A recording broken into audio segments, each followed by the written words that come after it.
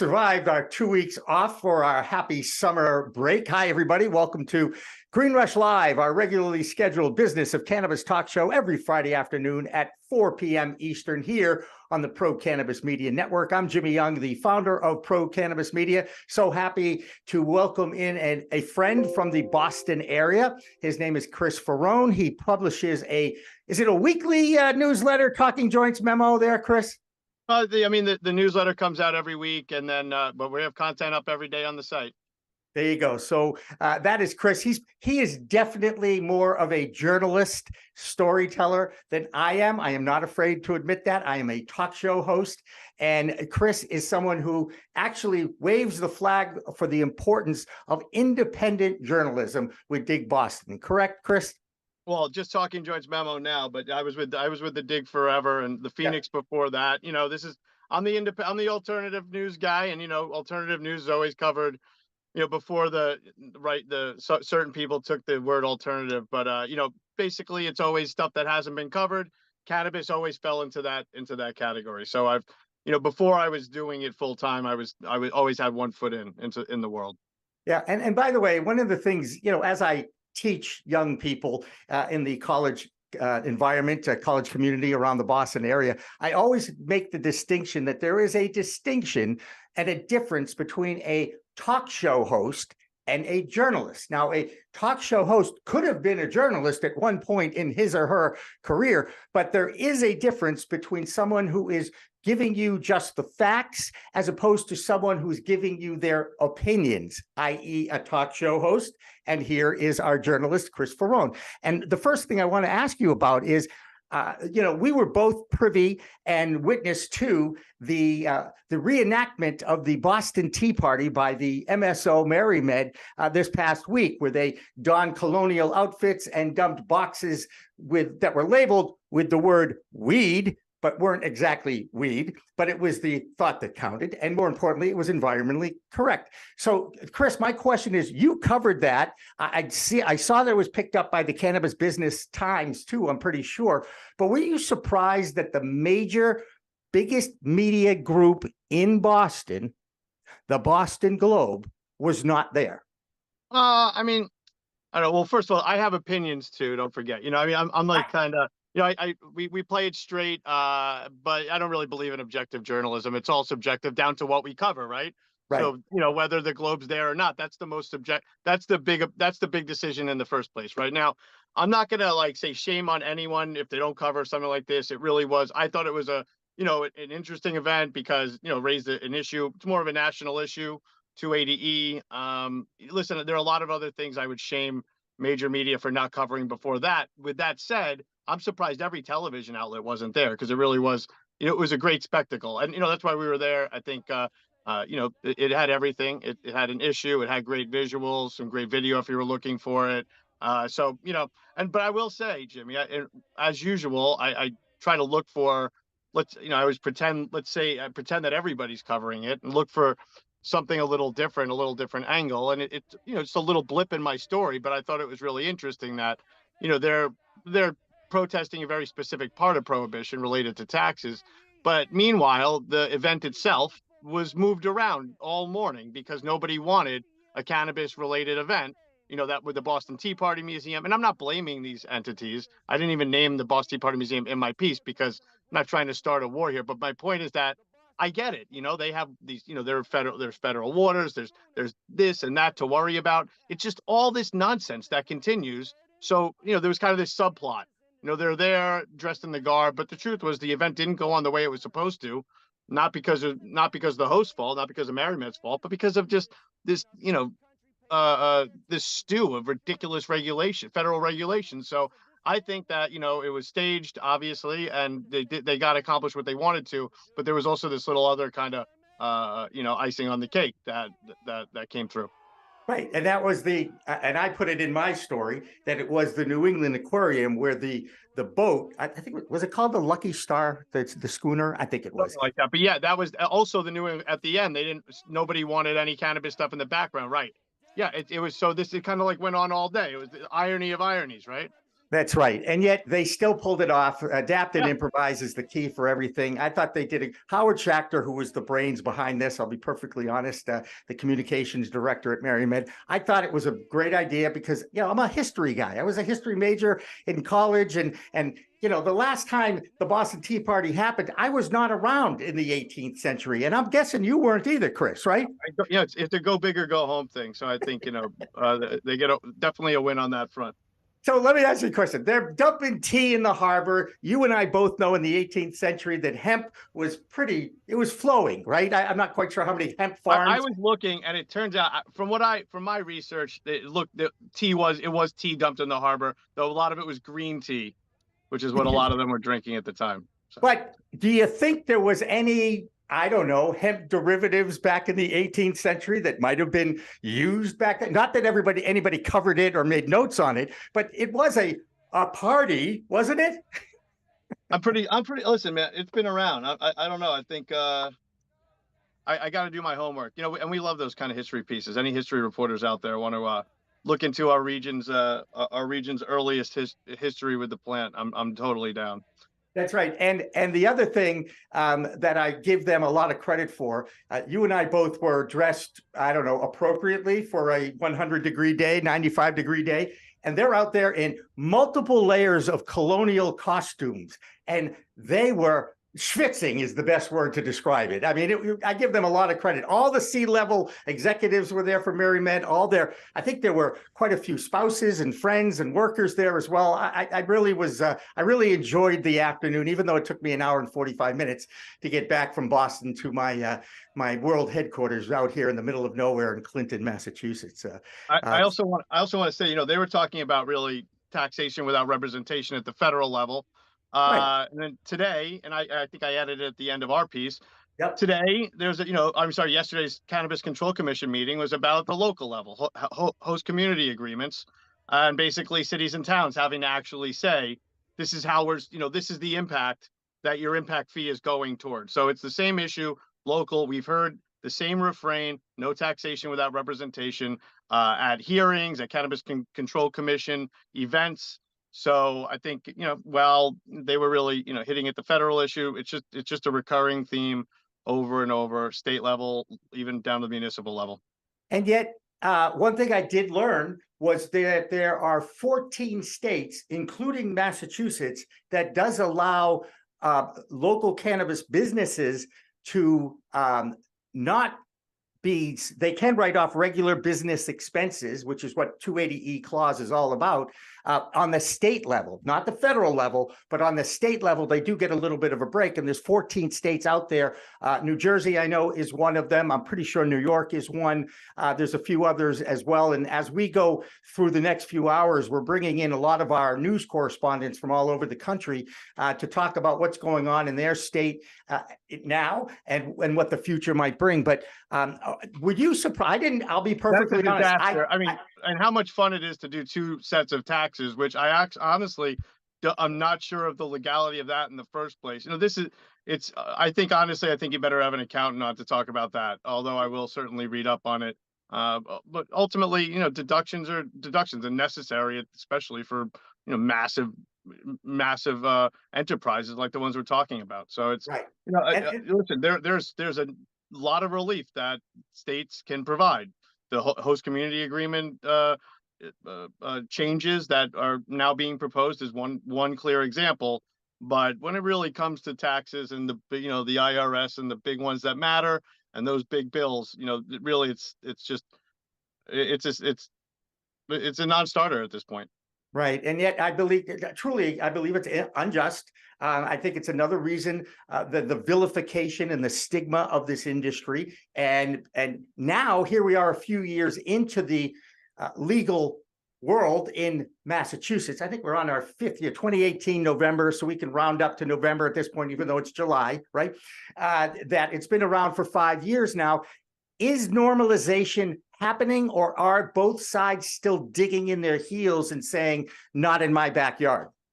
Yeah, I think normalization, we were just talking before about how the stories that the media still likes to report, how much money is made, And it's really a love-hate relationship where it's almost like cannabis has been accepted, except when they want to, when there's a sensational story to report, or if like one person does something stupid, and consumes and drives and hits somebody, and they still love the token story. So I'd say, listen, I'm not someone who really cares that much. I'm also, able-bodied white male, so I get around okay. So there are certainly people and communities that need more normalization more than I do, and certainly we are reporting on those communities. But really, I think I don't really care that much about how far behind people are. I'm more concerned about how far behind lawmakers are. Are they following the CCC? Are they going to actually understand all the proposals that come forward for social consumption, for example? Or are they going to say, nah, this is completely unnecessary. We just have our baz and whatever. I don't know. So I think the education level, let's get lawmakers on reading first, and then we can go with the public. Although I will say our traffic, our readership is, a lot of consumers, not, it's not necessarily a B2B readership, people in the public who are interested in what's going to happen with lounges, with things like that. Yep. Maybe not host community agreements as much, although of course, the less taxes, the less fees, the cheaper weed will be. Not that cannabis could get any cheaper in the Bay State. It fell to about a little like $5.87 a gram in June. So That's right. And let's talk about June, because again, I think you reported that it was the seventh most weed sold in a month in June last month, correct? yeah, well, I want to give props to the Cannabis Business Times, which is the one. I'm not here to really turd on all these other outlets, but when I saw that it was the best month, I was a little surprised. So I started looking back, and of course, once something is reported, it just gets repeated and repeated and repeated. So I did go and I found 1 or 2 months that had been slightly higher. This really isn't a big deal. It's one of those things, but it does go to show that with cannabis media, one thing, for me, the repetition, the aggregation without fact checking, that's a little bothersome, but also just like, Uh-oh. We lose always, him? can you Oh, hear there me you okay? are. Yeah, now I can. Yeah. Always so impressed by the money that that's what gets reported. It's like all this money was made, but the real story is, that pie is being split between a lot more companies. A lot of companies are going out of business. Others are facing absolute, a catastrophe. So it's not just, when you put in a headline record sales, yeah, it's bad enough that they weren't really record sales. It's also, the other issue is really that, that's not the big picture. It isn't just sale. Just because a sale is made does not equal to either profit. And that to me is very important, because I'm pretty sure it may have been Kirk Dalton and cannabis.net. I don't know. It was Bo Whitney posted 24% of cannabis companies, of the only 24%, are actually profitable. Okay, so the people out there who, again, have this notion that, oh, you're in the weed business, you're making millions of dollars. BS, people. That's not true. In fact, they're working extremely hard just to figure out how they can actually break even.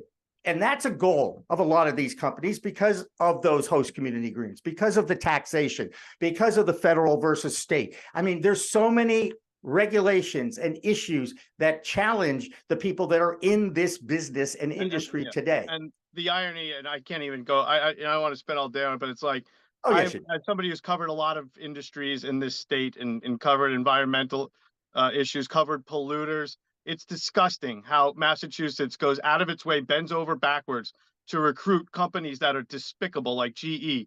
Boston, you should see, they rolled out the red carpet, spent, bringing people out to dinners, tax incentive packages, promises that were literally never delivered. If we're talking in the case of GE, look at Lego, a little bit better of a company, but they got invited here. Cannabis companies, it's unbelievable. It's hands in their pockets. It's the opposite. All of these liars in government who say they support small businesses, that they don't support anything. They are absolute. They're greedy bastards. And the other thing is the Massachusetts Municipal Association, which fights on behalf of these cities and towns, and which we keep hearing from the CCC that their ideas are being considered. that's a bullshit organization. They use taxpayer money, which, as far as I'm concerned, shouldn't be the case. It's taxpayer money through municipalities that are members of that organization. And then they fight against things like transparency. They're the people who are always fighting over Freedom of Information Act requests, policies affecting FOIA. So, it's just the whole thing is just, listen, I understand that cities and towns shouldn't be walked all over either. That's another story. Some of them are going to be small places dealing, going against, big attorneys maybe, and sure, they should be protected. I get that. But it's certainly, it's gone the other way. It's absolutely abusive. And hey, now they got caught. There were big cases. There's the case of the former mayor of Fall River.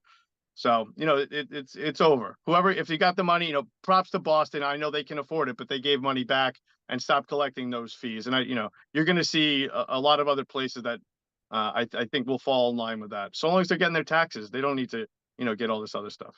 And once again, I think it was the fear of this drug becoming legal and the stigma that's still attached to it, that a lot of these towns, they did not do research or look at any of the science or any other examples of states that have gone through the same thing Massachusetts had went through 5 years ago, as an example, to find out, well, is it really, are we really going to have lines, around the block for months and months, if not years and years? No, the novelty is worn off. It's just another business, and it's the most vilified new industry that has driven billions of dollars into the economy one way or another that I've ever seen in my lifetime. And it's the injustices that really gets my gets my blood boiling a little bit, and I get very, very passionate about it. I do want to ask you about the group of entities in the Bay State that I believe it's called the Cannabis Business Association or something.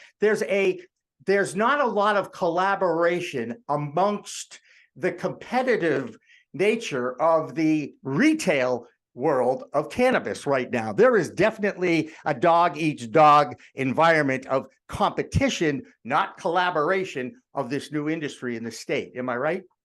Of course, but you do have your alignments of companies that sell in other companies' stores. It's certainly, if you have a product to sell, if you're wholesaling and you also have a retail situation, you have a lot of, not necessarily trade like barter, but trade in the, in the sense of you're doing business with them, they're doing business with you. But yeah, it's cutthroat, it's competition. If I am a capitalist, I'm not a very good one. I'm probably more socialist minded, but I don't, at the same time, I'm not over here going, this is not, I understand this is how it is. And it's absolutely cutthroat out there. One thing I'm happy to see is a little bit more creativity rather than just dispensaries being thrown up and resembling the dispensary down the street. You are, getting some, unique things. I visited a Greatest Hits dispensary in Taunton a couple of weeks ago. It's set up like a concert venue, something like primitive. You got New Dia opening by Fenway Park, which it's kind of set up like a Macy's almost. There's where there's the Ralph Lauren department, the Guess Jeans department. Here, there's a Green Care Collective corner with your cookies. Then there's the Nimbus area and so on. I think they have like 8 different brands in there, or 8 different companies that have multiple brands. Right. So I love seeing some. There's a bakery coming to Roslindale. Just like imagine like a small corner bakery that'll have some cool, unique baked goods. I'm all about finding those, those unique products that aren't all over the place. Whenever I go into a dispensary and say I drive an hour into the middle of the state, walk in, I'm not going to get a product that I've seen elsewhere. I'm going to find something new, and hopefully, that's what Talking Joints Memo is all about.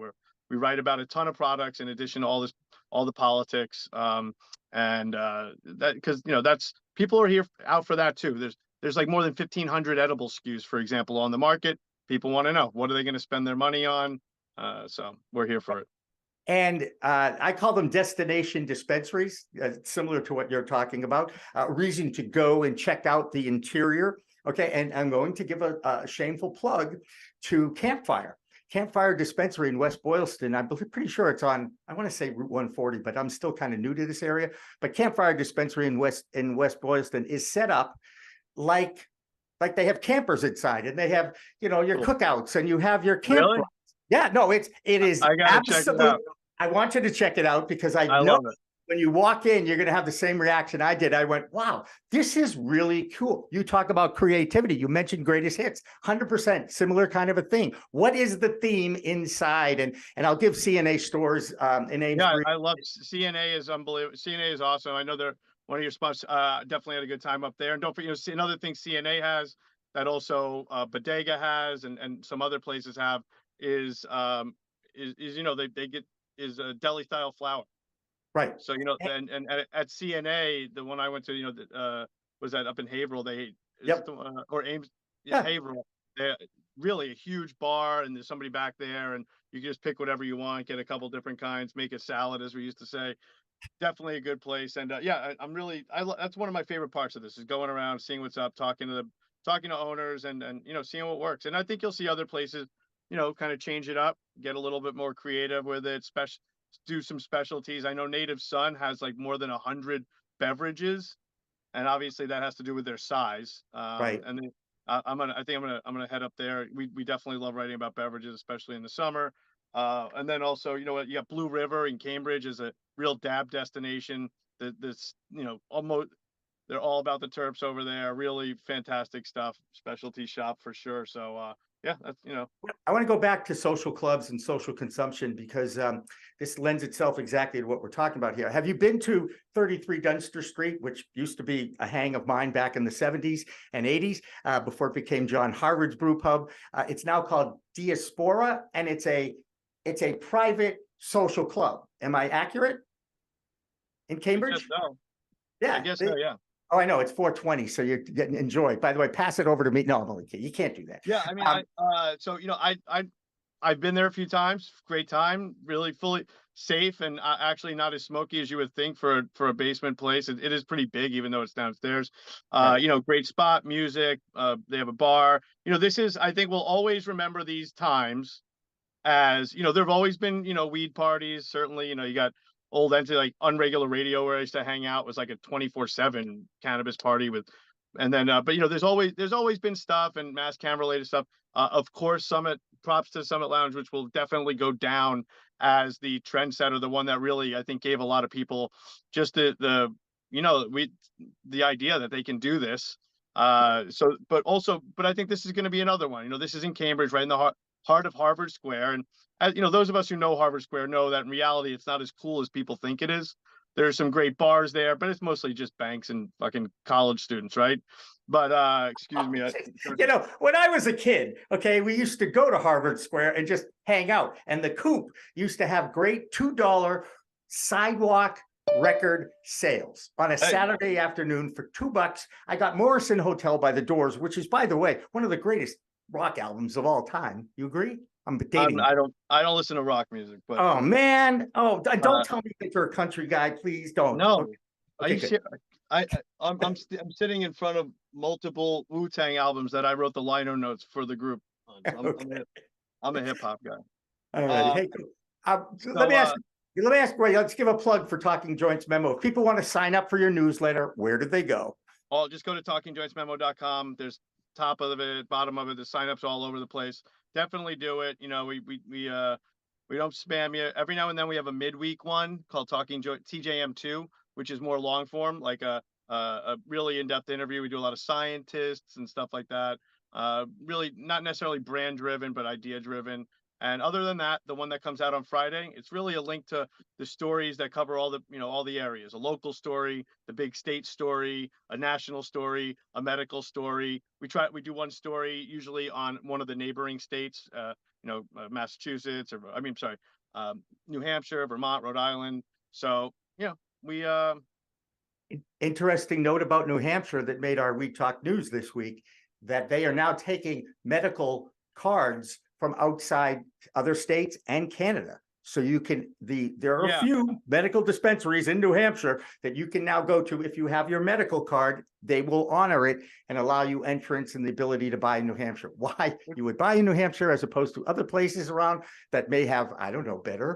It's promising. And and of course, that's the second, there's a much bigger headline coming out of New Hampshire, which is that Governor Sununu, after failed attempts through the legislature to get recreational cannabis in New Hampshire, the governor said, well, we can do it, but it has to be done my way, like the state liquor stores. So now there is basically they are studying that, and the next legislative session, there will probably be a proposal that will have a good chance of passing, since the governor won't veto it. But Right. also in New Hampshire, your watchers and your viewers should know that the real issue is a total war on home grow. They refuse, there's the live free or die state where you can drive a motorcycle without wearing a helmet.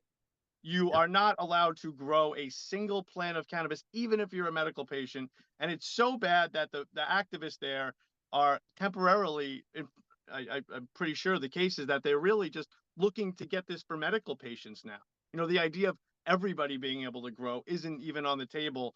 So really, it's that dire. The governor, it turns out Sununu is not running for president. It does not look like it. So Good. well, that's why people thought he was kind of doing this, because, of course, New Hampshire's the island, the only state in New England without an adult use program. But so this is his way, but I guess he's not trying to ingratiate himself with anyone.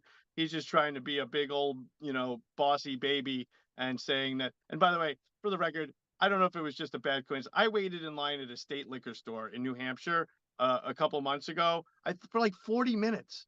Absolutely insane. And here I am, like I said, the bad capitalist, but still, I'm a capitalist when it comes to having enough liquor stores. I don't have to wait more than 5 minutes in line. Absolutely crazy.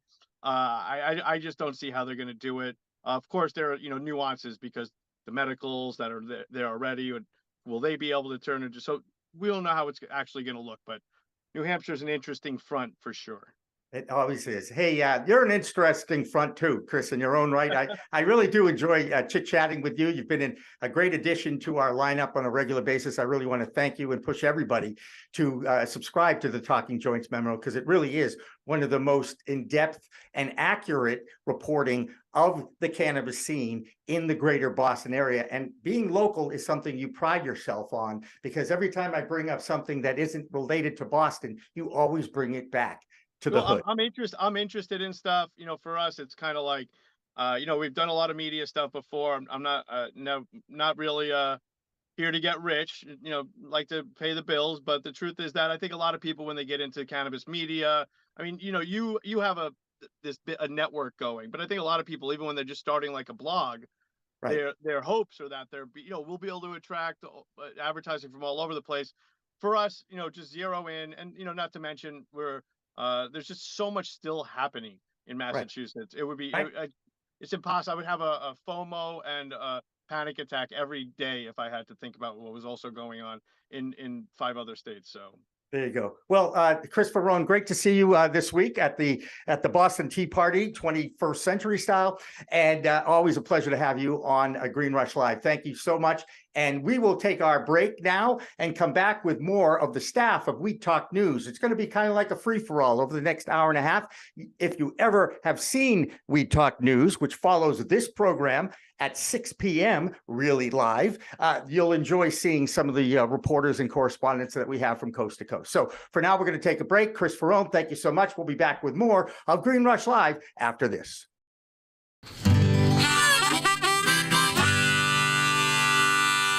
Yeah, this is a tune that I wrote back in 19... I've forgotten.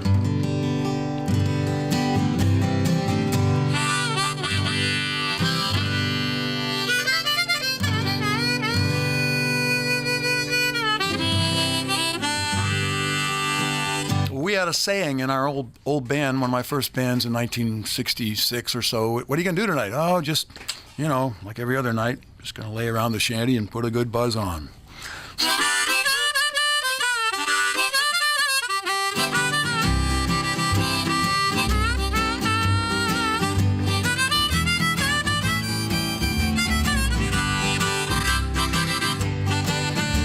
Gonna sit down in the kitchen, fix me something good to eat. Make my head a little high, make the whole day complete. Gonna lay around the shanty, oh mama, and put a good buzz on. Pass it to me, baby, pass it to me slow. We'll take time out to smile a little before you let her go. We're gonna lay around the shanty, oh mama, and put a good buzz on.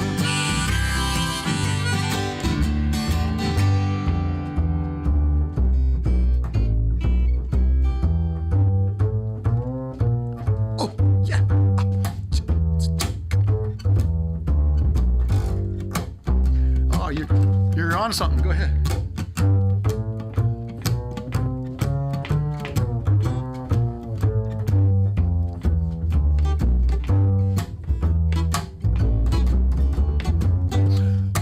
Rick Brodsky, everybody.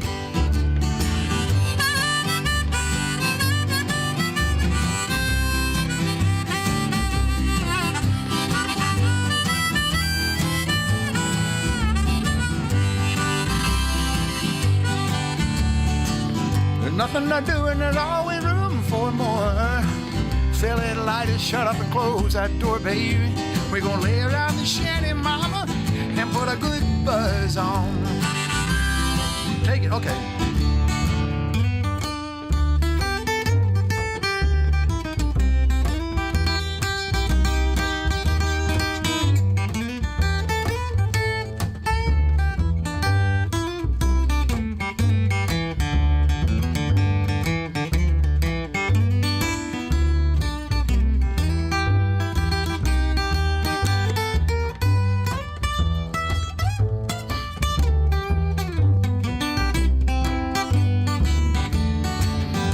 Prohibition never works, it's time to realize it. It grows in my backyard, it's time to legalize it. We're gonna lay around the shanty, mama, and put a good buzz on.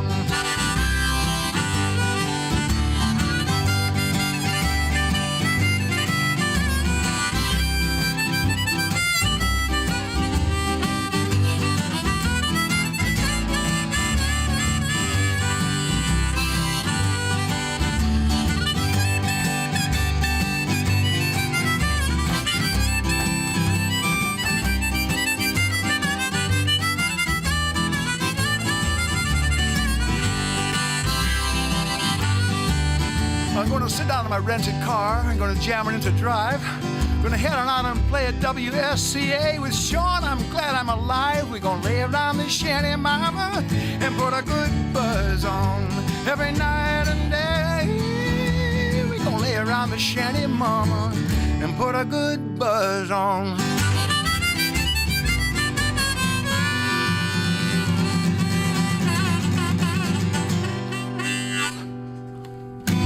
Nice. It's for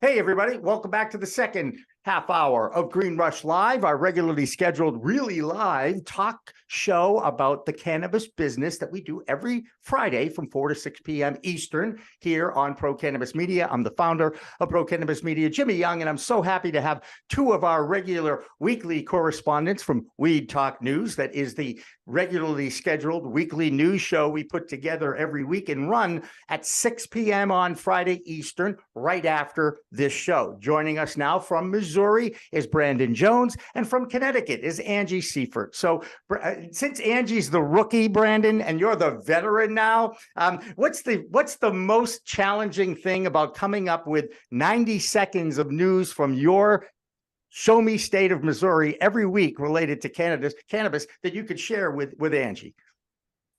Like, it's editing. I have too much stuff. I got to figure out what is the most important and what do I want to share and who should I be sharing it and how long and can I cut it down, because there's events happening every day here. I mean, we have First Fridays, we have this, we have, it's just amazing. And then you got to figure out, do I want to talk politics, or do I want to talk numbers, or do I want to talk culture?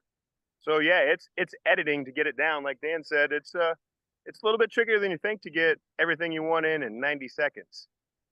Oh, no question. And as someone who does teach multimedia journalism at the college level in the greater Boston area, saying as much as possible in as few words as possible, which is broadcast journalism, is a challenge even for those that have done it their entire lives. So Angie, I know what you're going through. Brandon, I know what you're going through, and I'm here to help.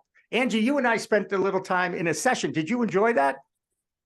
Right, absolutely. And Brandon, going off of what you were saying about how there's so much news, Connecticut is also, let's call it a budding industry since January 10th. So same on my side as well. There's so much to report, and it's just it's a totally different industry than, let's say your typical corporate industries. So it's hard, but you come out with some really, really interesting news. My Absolutely. wife's actually from New Haven too, so I do have a little bit of a connection to Connecticut. I travel there quite often to see the in-laws, so my little man Ryder can see his grandparents out there in the Connecticut area. Right. And there's a dispensary in New Haven, Affinity Wellness on Whaley Avenue. Not sure if you've been there yet, but they're one of the first, and they are medical and adult use. Awesome. Good play. Now you could put that on your list to go of things to do when you're hanging out with the in-laws. How did the in-laws accept the fact, Brandon, that you're in the cannabis industry? They're actually okay with me in the industry. The only time that they ever have question is, my little son. As you can see right now, I spend a ton of time with my son. I pick him up, drop him off at this wonderful Montessori school where they've got the goats and the chickens right here that goes all the way to high school.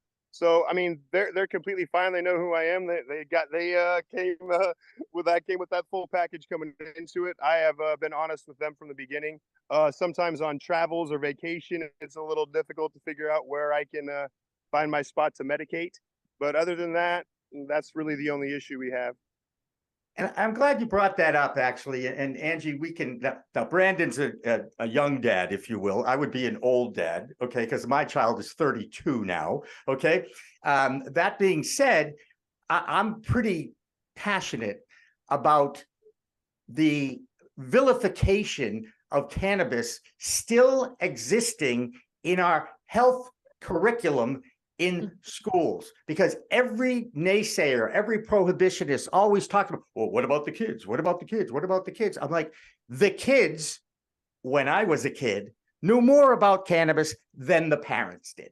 Okay. And even though I haven't been a kid for a long time, okay, I still know that the kids do know more about cannabis than most of the adults, because they want to find out about it so that they can learn about it, not just to use it, but to learn about it, as opposed to the parents who are still afraid to learn about it, because many of them are subject to what was given to them during the DARE generation, okay, which was misinformation about a plant medicine. Angie, I know you're not a parent yet, okay? At least right? That's true, right? Okay, I just want to make sure. I have a dog. That's right. That's okay. And dogs, by the way, can use CBD as long as it's officially tested and all that. But Brandon, it is so important as a parent to bring your education and experience to any conversation you have with your children at any point in their lives. Am I wrong there? Not at all. I actually have Paw Patrol stickers on my plants because I can legally grow. And Ryder helps me water the plants. There's no way that that's going to do anything negative to, but I have like rubble on one plant and Chase on another, and he waters, he learns, he understands it's medicine, and it's just a plant and it's daddy's medicine, and that's what he knows it as. And a funny story, my brother actually won the DARE essay for the state of Kansas. He's now an attorney.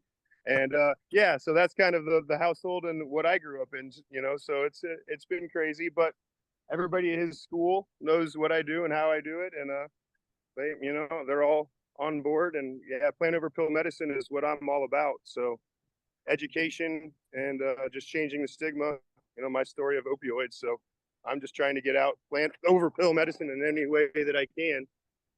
And as you see, I'm still on my toes to make sure he doesn't cross the street. Good job, Don't Dad. be doing that, Ryder. Good job. So, hey, as a parent, you have to constantly watch your child as long as they live, until they've gotten to the point where they're comfortable being more independent, which is not an age, it's not a number, it's just experience and exposure to the real world. Angie, this is actually a great lesson, just in case you're planning on actually sometimes becoming a parent. Okay. Can I tell you one more quick story, Jimmy? You can tell a long story, Brandon, if you want. I was at a buddy's shop today that sells different types of CBD products online, and they're all, tested, have COAs and all this stuff. And he got an email today saying, hey, can you please cancel this order? It was made by my 14-year-old son, and I do not want this order to go through. Please cancel this order. The address that he gave you was actually a friend's address, and I need this thing changed. And the owner was like, I'm definitely going to cancel her order. I will return her money, but I'm going to also write her an email just to let her know that her son is at least going about getting his medicine or his things the right way, that it has been tested, knows where it's getting from, versus going to a gas station at 2 o'clock in the morning and could have a product that has fentanyl. That's right. Hey, do you think CBD should be tested? All these CBD products should be tested, just like cannabis with THC should be tested? If it's consumed, it should be tested. 100%. Angie, what's your feeling about that little issue? Right, absolutely. Same thing with Delta 8. Yes, hemp derived. Yes, because of the Farm Bill, legal. Okay, that should be tested even more than Delta 9 THC practically. I mean, if you think about how it's marketed, can you purchase it if you're under the age of 21? Where could you purchase it? From a bodega, from a smoke shop? What about a dispensary with legal guards there? What about a dispensary where your license is checked multiple times, where you have to be over 21? All of these products really should be tested. Right. I agree 100%. And Mitch McConnell had no idea what he was doing when he passed that farm bill. He opened up a Pandora's box, and everybody who has ever tried Delta 8, okay, you get high from that stuff. Okay, you do. So to me, they totally screwed it up. And again, it just shows, again, the attitude of our elected officials. Take the time to learn about this product. Understand it. Don't just vilify it. Don't just dismiss it. Even worse, because that party brought it up, they're wrong. Oh no, that party brought it up, they're wrong. That's the problem in our country right now. We cannot get over the damn self of the fact that we are Americans. It's one country. If we don't learn how to compromise and talk to each other, even though we have differences, we are never going to evolve as a humanity. And to be honest, I'm from Massachusetts, so everybody knows which side of the fence I'm on, okay? I actually believe that the Republicans have an opportunity here, if they're smart enough, to come up with a plan that makes sense for both sides. This is what we need to do, rather than pointing fingers, rather than labeling, oh, you're a liberal, oh, you're a conservative, oh, you're a Republican, oh, you're a Democrat. No, we're all Americans, and we've lost our way. That's how I feel at this point in time in my life anyway. And anyway, you know me, I'm not afraid to speak my mind on that subject. Angie, in Connecticut, you guys are new to the market, okay? You've only been open under a year, right? Adult use since January 10th of this year. So it's under a year, it's 6 months. What are you observing in your state as far as acceptance, or are you still fighting that stigma, even like we do here in Massachusetts 5 years into our program? So far we've had about 122 million in sales. And I think that's a really good start for an emerging industry. And what I find really interesting is that we have a lot of determined and involved people in our state. I was just reading this, and I find it just so fascinating.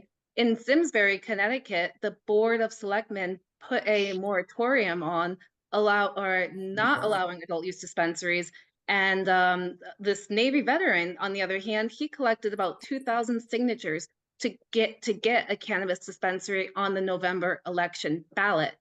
So, and he himself, he said, I really am indifferent. He's like, I just want voters to have a choice. So that's what differentiates Connecticut, I believe, from other states in this respect. And another thing was that Connecticut really went in strong with the idea of social equity. And my favorite part of that is that Connecticut is allowing joint ventures, such that people who have been in the industry, let's say on the finance side, who've never touched a plant, they're actually working with the people on the other side who are experts on the plant. So it's like but benefiting both parties because of the joint venture. So I think Connecticut's kind of going in from a top-down approach. And also because we're not the first state to legalize, we've been able to learn from others' mistakes. And I know Missouri is also doing a really, really good job for a similar reason as well, being, the second or the third wave, let the other people make the mistakes. Okay, let's just learn from them. Yeah, well, I wish Massachusetts would learn more, but go ahead, Brandon. I was just say, I wish we were winning in social equity. We're failing at that hard here in Missouri. We do win as far as giving back to veterans. We did write that into the bill. It's over millions of dollars they've already contributed back to the veterans funds because there's a percentage written in that always goes back to the veterans funds here in Missouri. But as far as social equity, it's very, very bad here. I think there's only 2 minority owners, 1 dispensary, and then 1 manufacturing license. And just, the way that the licenses were given out, everybody knows was definitely a lot more of who you knew and how much money was in your pocket than who actually needed it. But they did, all the ways that they did the zip codes were, finding just weird ways to change the zoning rules about it. And people that sent in the exact same application, ones that got approved, we kind of knew who would, and the ones that had the exact same application did not. We had actual groups that put in just fake things to try to see it would get different scores. And yeah, they found out, similar applicants received completely different range of scores for the exact same criteria met. So I wish we were winning on social equity. We're winning on sales, but that's, events and breaking the stigma, I think, is what I'm proudest of for Kansas City in particular. The NFL draft allowing consumption. We just are getting ready to have the, World Cup is going to be here, but like Smoky River Entertainment District that had Wiz Khalifa and Burner is getting ready to have a Cannabrew event out here where you can have craft beer and cannabis at the same event again. So it's because he's purchased an entire township and splits up the event space into alcohol on one side, cannabis on the other, and allows for fun events to be out here, just 20 minutes of downtown Kansas City. And you're just seeing pop-ups all over and consumption allowed on the streets like it does in Oklahoma City, where people see people just where they're smoking a cigarette. Now you're seeing them smoking a joint, and people aren't really giving you a second look. Obviously, they're making kids go, but I mean, it's pretty much just like a cigarette here now in Kansas City, and events are taking place all over. Lounges are popping up. I think Yin Yang Twins is here again tomorrow. Like, it's just crazy. All sorts of things that are just happening here in Kansas City now related to cannabis and events. Yeah. And you mentioned, one particular sporting event that I do have a tad of interest in. You mentioned the World Cup, and I know that you're talking about the men's World Cup in 2 years. Okay. The women's World Cup starts next week. That being said, Sorry. No. It's all good, man. No. I love I'm for the Jogo Bonito. We got the current here. We got What's the that? current here, and Brittany Mahomes is an owner, in the ownership group. So we see Patrick at the KC Current games, and Right. they're, building a new stadium down here. So women's soccer is a big thing in Kansas City. Well, your man, Hunt, is a pioneer in the soccer universe. I'm very familiar with the Lamar Hunt Cup and trophy. And that being said, I think it's just a great thing that now they're not testing for cannabis at any FIFA event. They didn't even in the last World Cup 4 years ago or 2 years ago in Russia. So it was, again, sports can lead the way towards acceptance and normalization for cannabis. And they're finally getting on board, but it took the opioid epidemic to make it happen. And Brandon, you are someone, you've told me before that you're familiar with that. Can you give us a little brief history on what you went through? So yeah, my car wreck was in 1998. It was my high school graduation gift. I got a stick and thought I was really cool, getting ready to go on a baseball scholarship to college, and came out of Best Buy and rolled back, in a Hallmark delivery truck T-boned me. Woke up unconscious in the operating room. They actually life-flighted the surgeon from a different hospital because I had a big piece right next to my eye, and they didn't have anybody on staff that felt comfortable doing the surgery around my eye. It was July 8th, 1998, so the 25-year anniversary was just a week ago. I actually was on stage at the Nevada Cannabis Awards telling the story, And then they gave me 13 shots of morphine and then a morphine drip every 8 minutes. And then about 18 months of physical therapy and prescribed opioids. And then after that, I actually tore my rotator cuff trying to come back and play baseball. So here's another year of opioids. And then I tore it again. Here's another 6 months of opioids. And then after basically about 3.5 years of prescribed opioids, they said, you're done. Take Advil to replace. So I was taking 7 Advil 4 times a day and almost lost my life, probably double digits of drinking and turning the car and not waking up, not knowing where I was. Because when my friends could drink 3 beers and be fine, I drink 3 beers and be losing my mind. And luckily I had a friend who was the dealer for the entire school. And he's like, hey man, I got you for an entire week. Every time you feel pain, I'm just going to roll you a blunt and you can smoke it for free. 3 months later, I was completely off opioids. My kidney function started to come back. And you're wondering why I'm smiling telling the story. It's because every day since that change, I'm freaking trying to live my best life and be happy. And that's why I get to, have this much fun going to these events and being so welcome in the community now is just amazing to be out of the closet and be able to be myself and not have to hide anymore. It's quite a different stage of my life. And I'm very grateful for people like you, Jimmy, that gave me a platform to tell my story. So thank you.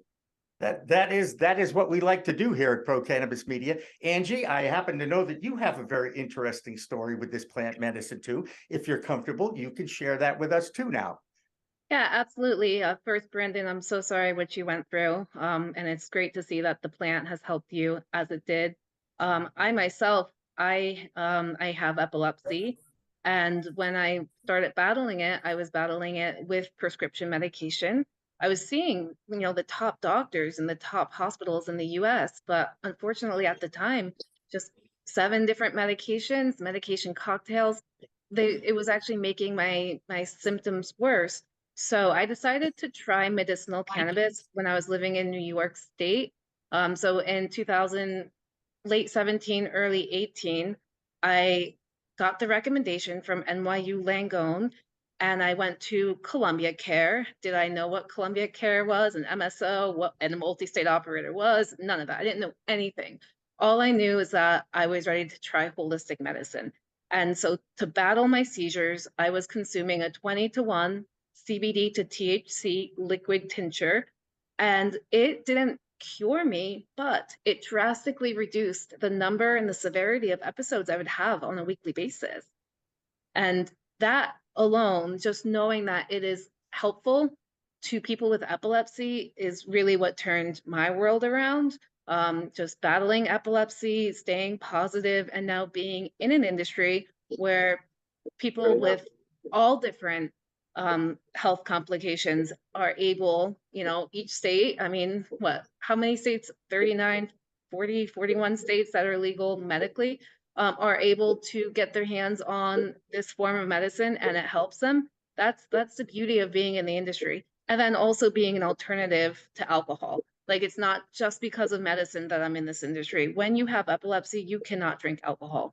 But I still want to be a social butterfly like I used to be. So a lot of times I have a pen. I love cannabis beverages, especially in New York. As you were saying, Brandon, like, you could consume cannabis wherever you could consume like alcohol. So here I am walking down the street. Well, I probably don't know if I should have been doing this, but I had it, my medical cannabis drink, my adult use cannabis drink, just getting ready to go out rather than just pregame alcohol, take shots, and then be hungover the next day. So I see cannabis as both a medical, like the purpose, both medically, but also to be social. Yeah. And you're not the only staffer on We Talk News who has a very similar story with epilepsy. Andrew Behringer will be joining us at 5:30. He's our DC correspondent and Maryland reporter as well. And he too tells a very similar story. Were you ever on Epidiolex by any chance?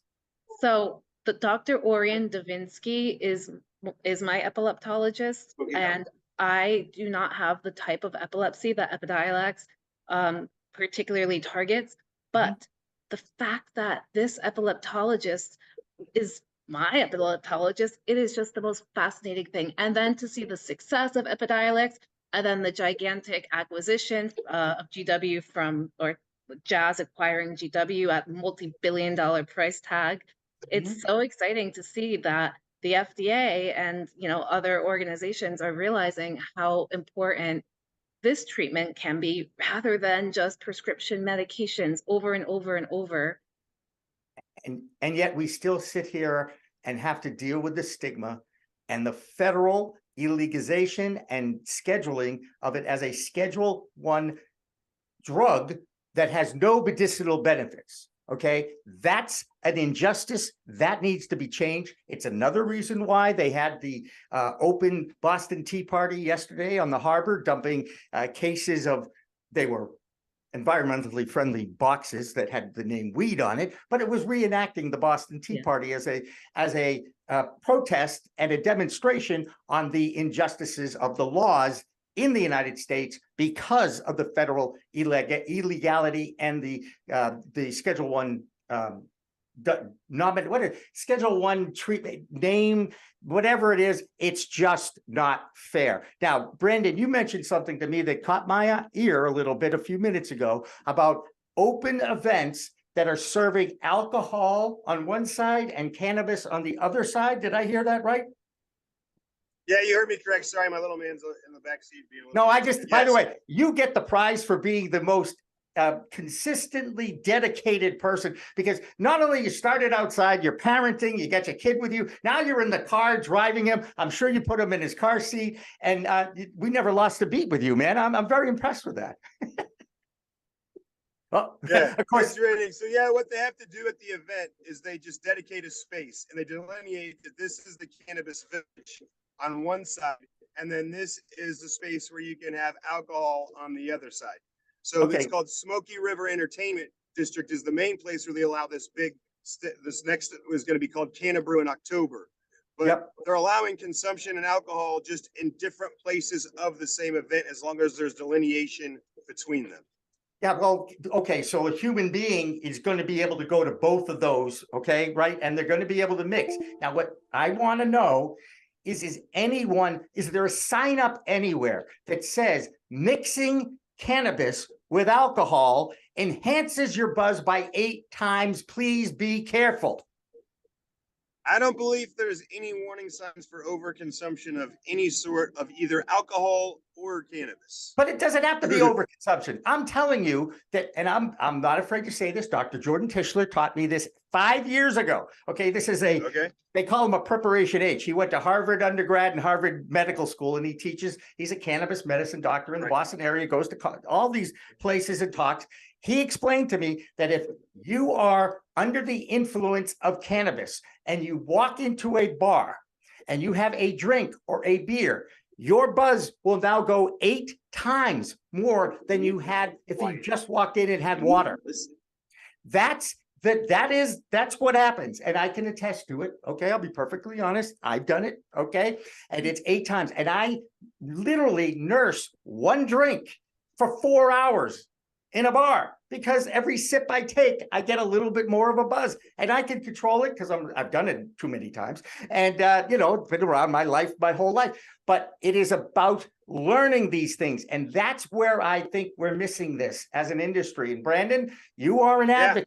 I want to see a sign that says, courtesy of Pro Cannabis Media, keep in mind, if you are mixing cannabis and alcohol, you are taking an 8 times enhancement, a catalyst, if you will, of your buzz, and it can be dangerous. So please, please, please, please, please be careful and responsible.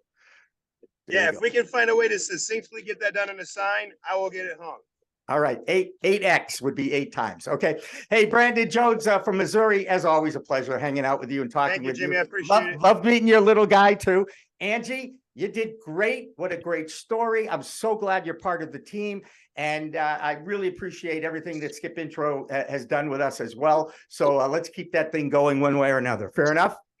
Thank you, Jimmy. I really appreciate it. And Brandon, nice meeting you. And Dan, as always, in the back, great job. We'd be lost without him. He knows that. I know that. And you do too. And I love that. All right, we're going to take a break. We're going to take a break and come back on the other side with more of our We Talk News correspondents. Don't go away. Green Rush Live continues after this. Thank you.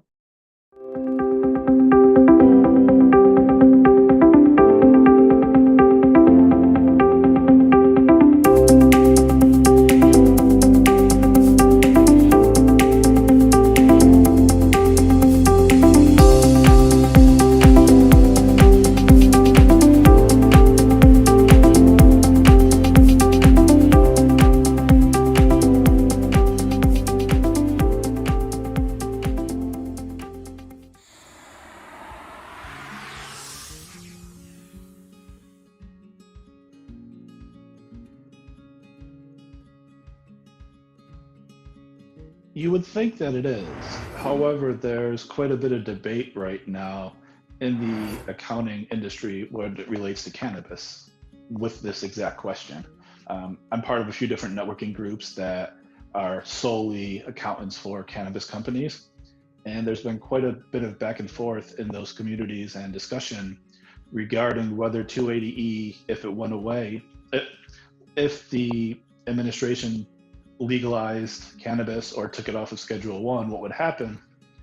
And it could go either way right now. The debate is it can make the accountant's life much easier. That's what a lot of the inexperienced accountants are saying right now, it seems, whereas the accountants that have been in this industry for a while and have gone through the same thing that happened with hemp a few years ago are saying that it will make lives more difficult, because when hemp became declassified a while back, the accounting became more complicated.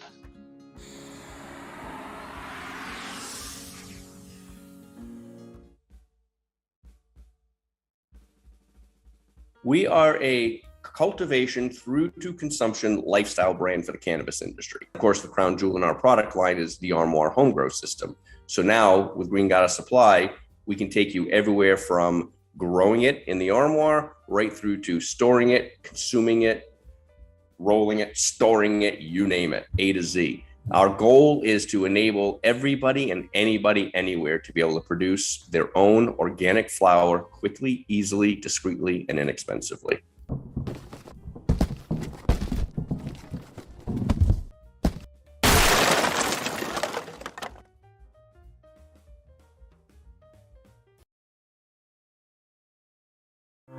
The Vermont Cannabis Report is supported by another Green Mountain business, Canatrol, winner of High Times Best Dry Cure System. Check them out at canatrols.com.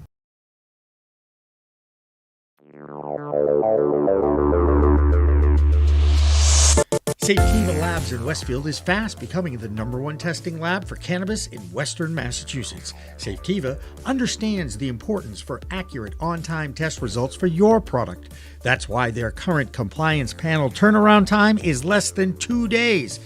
That's Safetiva Labs in Westfield. For more information, go to safetiva.com.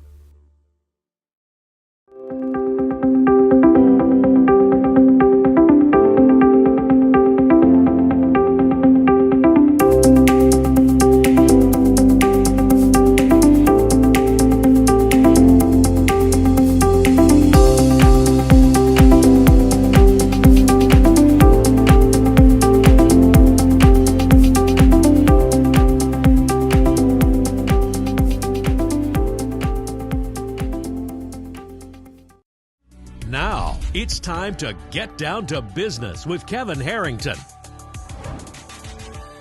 Hi, I'm Kevin Harrington, an original shark from Shark Tank. Please welcome Sunshine Chapman, the founder and president of ERC Provider. Her company helps small business owners claim their maximum employee retention credits. Now, ERC Provider has grown from a one-woman show to over 25 team members in just 1 year, with an 8-figure revenue and thousands of companies served. And I just want to say welcome, first of all. Thank you. Thank you. And How did you start ERC Provider? Tell me about it. So my husband was really sick with long COVID. He wasn't getting any better after months and months. So he couldn't walk. He was, sick all the time.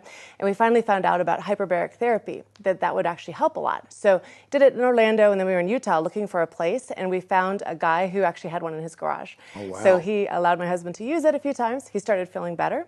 And I decided to invite those people over to our house to thank them because they fixed my husband. That was pretty great. Nice. So at the end of dinner, we had a great time, and I said, what do you do for a living? And he told me that he has a company's CEO that they process employee retention credits. And I'd kind of heard of it because I own a marketing agency that works with hotels and finance companies and tech companies. So I was like, I think I know what that is. And as he told me more about it, I said, I think I know exactly how to market this thing. So what exactly is ERC? Okay, so the Employee Retention Credit was part of the CARES Act, and it was started during COVID along with the EIDL and the PPP. Both of those are over. You can't get them anymore. But for this, you have until April 2025 still to claim it. Okay. So it's based on wages paid. It's based on payroll. So it's a refundable payroll tax credit. So the government has set aside billions of dollars to give to companies that have employed people during COVID and post-COVID during a certain period of time. Exactly, because so many of these people we talked to have been paying on credit cards to survive, just to, they didn't want to let their people go. They wanted to keep their good people. And now they're in trouble and they need help. So this is something that has been able to help a lot of people. So how does a company qualify? First, you have to have W-2 employees. W-2 employees. Yeah, not 1099s, and they have to be unrelated to the owner. This can be a small business, restaurant owners, flower shops, manufacturing, across all spectrum. Anywhere between 1 and 500 employees, full-time W-2. And then they have to have some kind of impact from COVID. So the original form of this was revenue reduction. So you had to have had a pretty massive revenue reduction compared to 2019. Right. But nobody was claiming it, and they realized that it wasn't going to be enough. So they expanded it a year ago. And now there's 2 other ways to qualify. And the first is supply chain disruption. Okay. So this is one a lot of people don't know about. But you hear about it all the time, right? Sure. Due to supply chain disruption, we don't have any toilet paper. Exactly, right. Yeah. It could be a restaurant, couldn't get beef. It could be a construction firm, couldn't get windows. We couldn't get containers for things. Right. Pretty much everyone I've talked to has had something like that. Some kind of problem like that, right? So if it had a pretty big impact, that would work. So it's easy to qualify, and there's others doing what you do, but I know you have a very special team of people, and what makes you different or better than the others that are out there? We've grown from 0 to an 8-figure business in 1 year because we are laser focused on one thing, personally connecting with business owners and helping them determine and understand how they can qualify for this. I'm a former professor, and I really want to focus on education. So I go and speak at conferences with CPAs and business owners to help them understand this and explain it, so that we want everyone who does it to really get what they're doing. And also we have personal connection for everyone. So a lot of other people just send out forms and have you fill it out, but it's confusing. Yeah. Right. So we actually have a personal employee that's assigned to each one, each business owner, and they walk them through this. You mentioned 1 year, 8 figures. What's your mission for year 2? Well, we are really passionate about serving underserved communities. So this year I went to Inglewood, California, and their Economic Development Commission asked me to go and speak, and we signed up just a ton of people who had no idea about this. We also have a Spanish-speaking division for people who don't want to do it in English. So if you're a small or large business owner with under 500 W-2 employees, whether you're in hospitality, medical, construction, transportation, or retail, don't hesitate. You could be missing out on hundreds of thousands in employee retention credit dollars for your business. This program is for a limited time only, so visit ercprovider.com/TV now to take advantage of this funding opportunity. Thank you.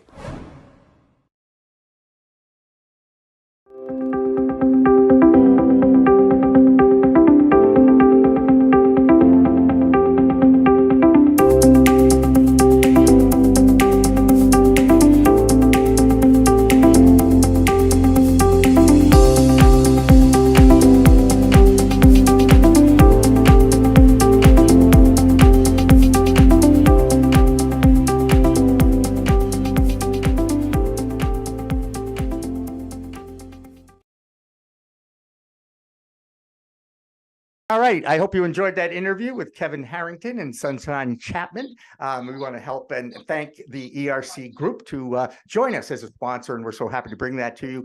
Hi, everybody. Welcome back to the Second hour of Green Rush Live on a Friday afternoon. I'm Jimmy Young, the host of Pro Cannabis Media's Green Rush Live on a somewhat regular basis here now on Friday afternoons. And we've been showcasing some of our Weed Talk News correspondents. And this woman really should need no introduction, because Brooke Westlake has joined us now, I think 3 months in a row, for our Women in Cannabis show, which will be back with us next Friday. But Brooke is with us today in her role as our new Nevada correspondent on We Talk News. So Brooke, thank you so much for joining us on a Friday afternoon.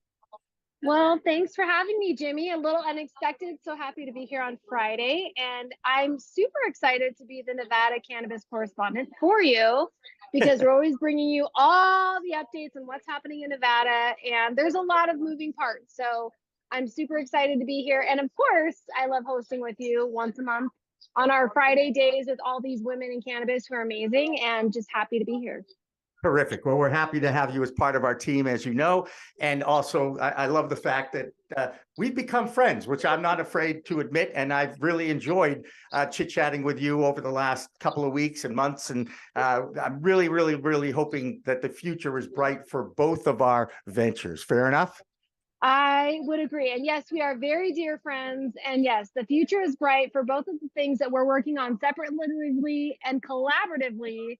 The future is very bright, I would say. All right. So, one of the first things I learned when I visited Las Vegas, Nevada, is that it's not Nevada, it's Nevada. Am I right? Yes. And let me tell you, we are very strict about that. I've been in Nevada since 1989. Yep. And if you happen to say that to a Nevadaite, they will correct you proudly. Oh. They will say it's not Nevada. They will say it's Nevada. It's one of those things that happens.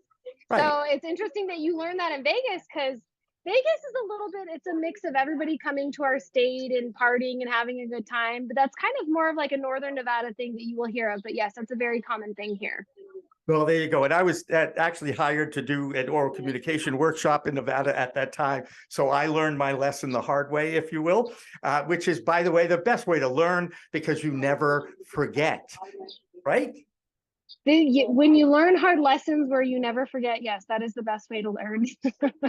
And the Nevada market is a vibrant market. In fact, Las Vegas, gets that reputation of being the adult playground, right? Adult entertainment playground. It's showtime, it's glitz, and now, as you know, everything comes back to sports with me.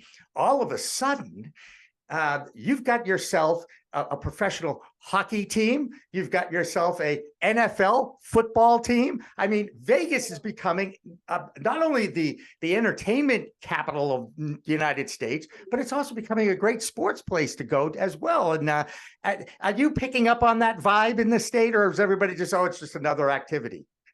No, it's definitely, we can feel the shift. Even here in Northern Nevada, we have a hockey team now. We have an ice rink. These are some big things, some significant things that have happened in our state with bringing in big sports teams and names.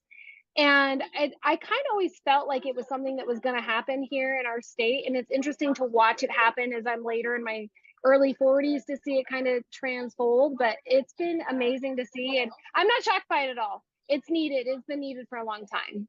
And there are two coaches of the Raiders and the Knights that both have Boston connections. Bruce Cassidy was the coach of the Vegas Golden Knights. He actually is in Massachusetts with the Stanley Cup this weekend, okay, because I've seen the news stories about it. He used to coach the Bruins. Now he's got his name on the Stanley Cup with the Vegas Knights. And the Raiders, of course, coached by Josh McDaniels, longtime Patriots offensive coordinator.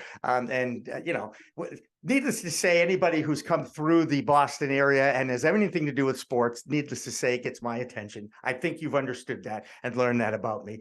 But let's talk about the Women in Cannabis Expo that I know you're involved with, and what's going on with it, and what does the future look like for those shows that you're involved with out there?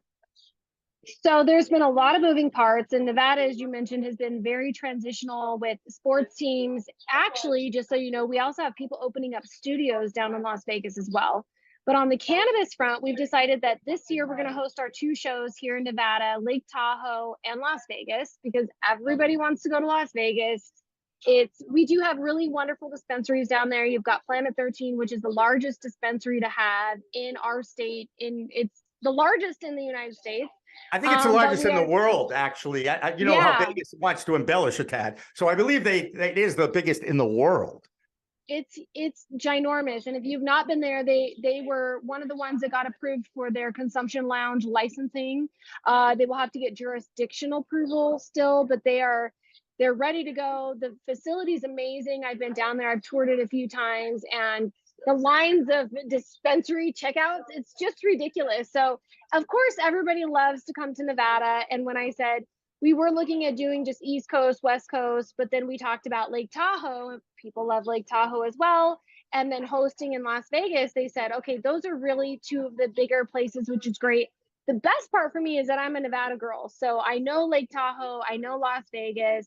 Makes it kind of easy for me, but we're not going to tell anybody that. We're just going to let them come and have a good time for the Women in Cannabis Expo. We're still working on the speaker lineup, and we're still working on the venues and the dates, but we're looking at later this fall. There's been a lot of moving parts, as you know. I have a book deal, and so I've been working away on my book, as well as trying to get these 2 shows lined up for this year for 2023. It's hard to believe we're already in 2023, but we're just excited to continue to uplift women in the cannabis industry and to help share with women who want to come into the space all the things, the ins, the outs, like what really happens in this market, what you need to be prepared for if you come into this industry. There you go. And it's great. And an old pal of ours here on Pro Cannabis Media, the original Weed Talk co-host of mine, Kurt Dalton from cannabis.net. Hello. I was showing my former professor for my master's program, who I'm here with, who inspired me in cannabis, what I was actually speaking on. Keep going. I was showing you who I was talking to. I was leading up to having Kurt Dalton from cannabis.net joining us next week to talk about a blog that he posted about how he believes there should be more women in managerial and leadership roles in the cannabis space. I, of course, believe that there should be more women in all aspects of leadership in the United States, including our political. Well, never mind. There I go. I'm going to keep politics to myself. But I really think that it's time for a woman to run this country. I really do. And maybe the first choice wasn't the best choice. That we could debate forever. It's in the past. We don't have to worry about that. I'd like to see someone like, I don't know, Brooke Westlake run for president in a couple of years, for crying out loud. You know, I did make a bid about it this year. I said to one of my friends, we should just run. And he was teasing me and said, knock that off. And I was like, okay, I'll go for school board again. But, you know, there's potential there. You just watch. You never know what I'm going to do. You go, girl. I love that. Let's talk about some of the challenges in Nevada. We've already talked a little bit about the social consumption lounges. They've agreed to them, but like every new thing in this industry, it's on cannabis standard time, which means it takes twice, if not 3 times longer than it should to move forward. Where are they now in Nevada, and will consumption lounges be open for business? When that might that be in Las Vegas? It's really hard to say when that might be. So one of the interesting things that came up, I love how you talk about on cannabis time, which is different from regular time. You're talking about 3 times the wait, which is really true. One of the things that came up is jurisdictionally, Nevada has a no smoking inside ordinance and law, and that's throughout the state.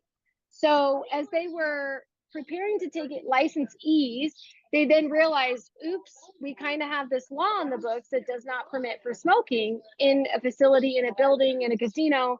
And they really have had to navigate their way through that. So they accepted 40 different licensees for the consumption lounge licenses. Right now, only 3 are moving forward.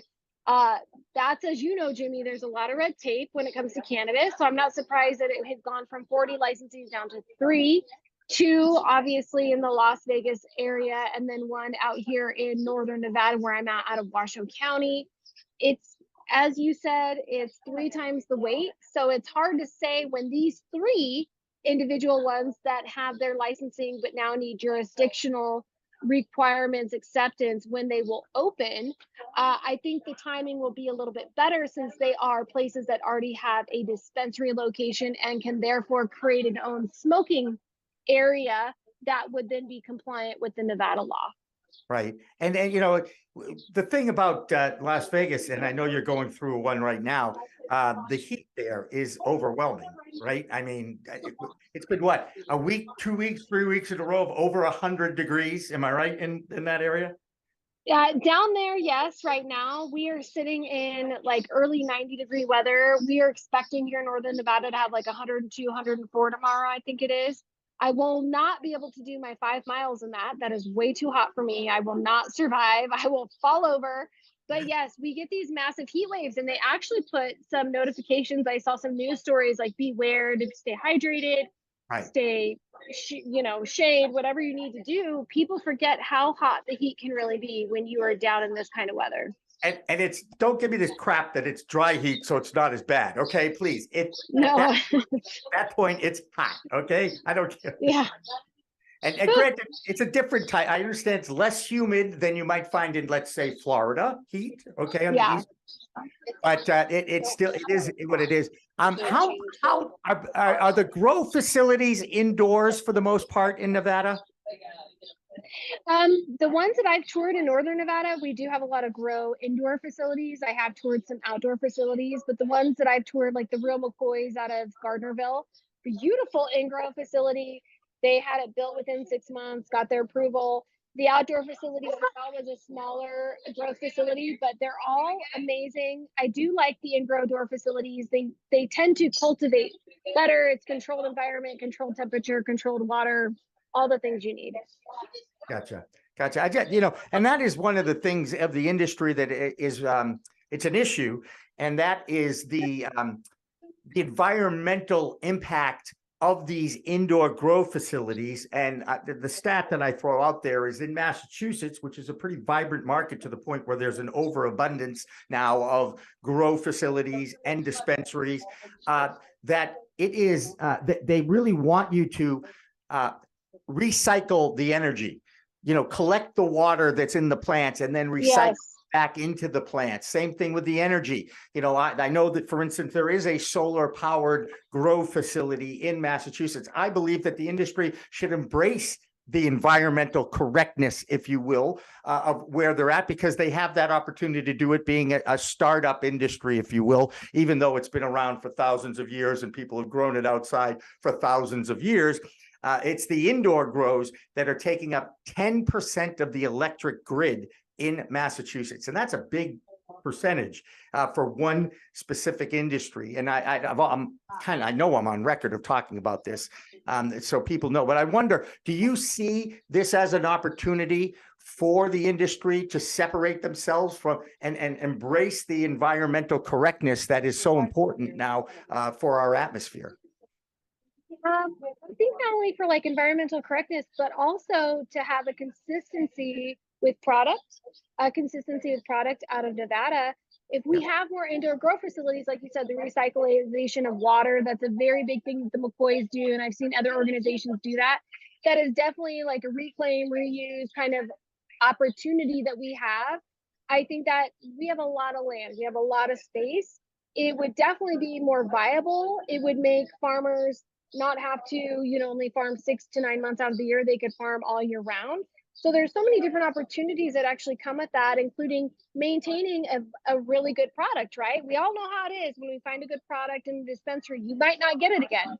It's a hard thing to get that same product twice, depending on what it is, where it came from, the grow season, the crop season. If you're growing it indoors though, and it's consistently year round, you can get the same consistency with the product. And that's what we need in the market. Just like a food or a beverage, you want consistency. Absolutely. And it is consistency that is one of the biggest challenges, not just of the growers, but of the policymakers too, of the scientists, of the researchers. It is such a complex plant. It's why I don't grow it. Okay. And I have the black thumb to prove it. I don't want to be responsible for a live plant that's in my care, because I got really upset. I had to put down some hibiscus plants and I was distraught for months. Okay. So I don't want to have that kind of responsibility again, to be honest with you. But consistency of product is important, especially when you're talking about a plant medicine. And I think a lot of big farmers sitting out there, licking their chops, talking about, oh, we got to get consistency. We've got to bring it into the laboratory. And no, this is a living thing. We need to just embrace that living thing and try to do the best job you can with consistent production of this product. And it's not an easy thing to do. And talk to any grower. I bet you've talked to a few growers, Brooke, in your day, right? I've talked to growers, I've talked to lab testers, I've talked to different analyzation of how some think you need more samples, some think you need less sample. It's really kind of not a one size fits all right now. We're still kind of figuring that out in the industry, which makes it very hard when you're trying to get that perfect medical product for a patient or something that's consistent. So there's so many moving pieces within this industry. It's a very interesting market for sure. Absolutely. And next week, you're going to fill up at least 1 hour, but you're going to join me for both hours because we have two guys that are enlightened, if you will, enlightened males. Morgan Fox, the lobbyist from Washington, D.C. that joins us the third Friday of every month, and Kurt Dalton, who wrote that piece for cannabis.net about the women in the cannabis. There should be more percentage of women in cannabis than there are now. He'll be joining us in the second half hour. And then, Brooke, you get to book all your friends, well, whomever you'd like to book in that last hour. And I know you've done a great job with these past shows, and I'm looking forward to working with you again next week. I can't wait. I always have so much fun. So I'm excited to meet Mr. Dalton because I love the fact that he's supporting women in the cannabis industry. We definitely need more Jimmys, more Mr. Daltons in our industry. And of course, Jimmy, you and I always have so much fun with all the women we bring on camera. Yep. And we love asking them all the questions. What inspired them? How did they get in the industry? What did they learn? What are the pluses? What are the minuses? So I'm excited to be with you hosting again live next week for 2 hours on our Friday. It's our day, our special day. And thank you for supporting women in cannabis. We appreciate it. You bet. And I support women, not just in cannabis, just for the record. As you know, I'm pretty gracious and respectful for that gender. Anyway, I'm not a big fan of my own gender, to be honest with you, which is a completely other story. We don't need to go there. We're going to take a break. We'll be back for our final half hour. I'm pretty sure Andrew Behringer from Washington, D.C. is going to join us next. Don't go away. Green Rush Live continues after this.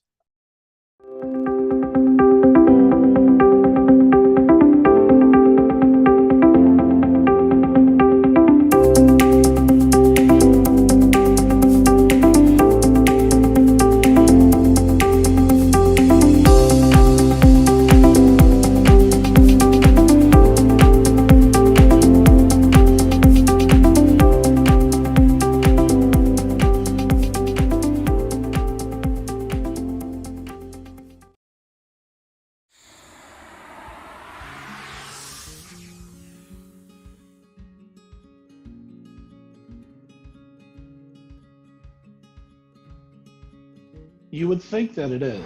However, there's quite a bit of debate right now in the accounting industry when it relates to cannabis with this exact question. I'm part of a few different networking groups that are solely accountants for cannabis companies. And there's been quite a bit of back and forth in those communities and discussion regarding whether 280E, if it went away, if the administration legalized cannabis or took it off of Schedule 1, what would happen? And it could go either way right now. The debate is it can make the accountant's life much easier. That's what a lot of the inexperienced accountants are saying right now, it seems, whereas the accountants that have been in this industry for a while and have gone through the same thing that happened with hemp a few years ago are saying that will make lives more difficult because when hemp became declassified a while back, the accounting became more complicated.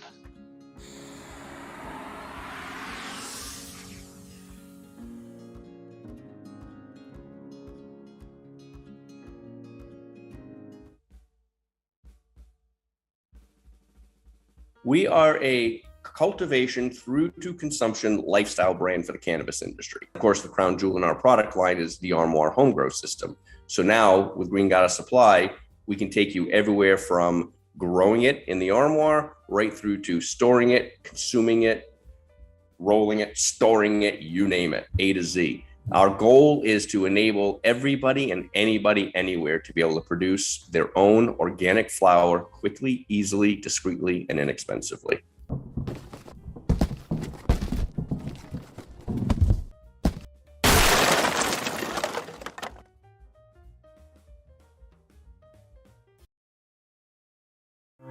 The Vermont Cannabis Report is supported by another Green Mountain business, Cannatrol, winner of High Times Best Dry Cure System.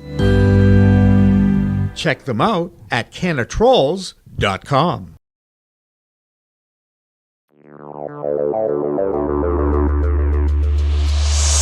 Safetiva Labs in Westfield is fast becoming the #1 testing lab for cannabis in Western Massachusetts. Safetiva understands the importance for accurate on-time test results for your product. That's why their current compliance panel turnaround time is less than 2 days. That's Safetiva Labs in Westfield. For more information, go to safetiva.com.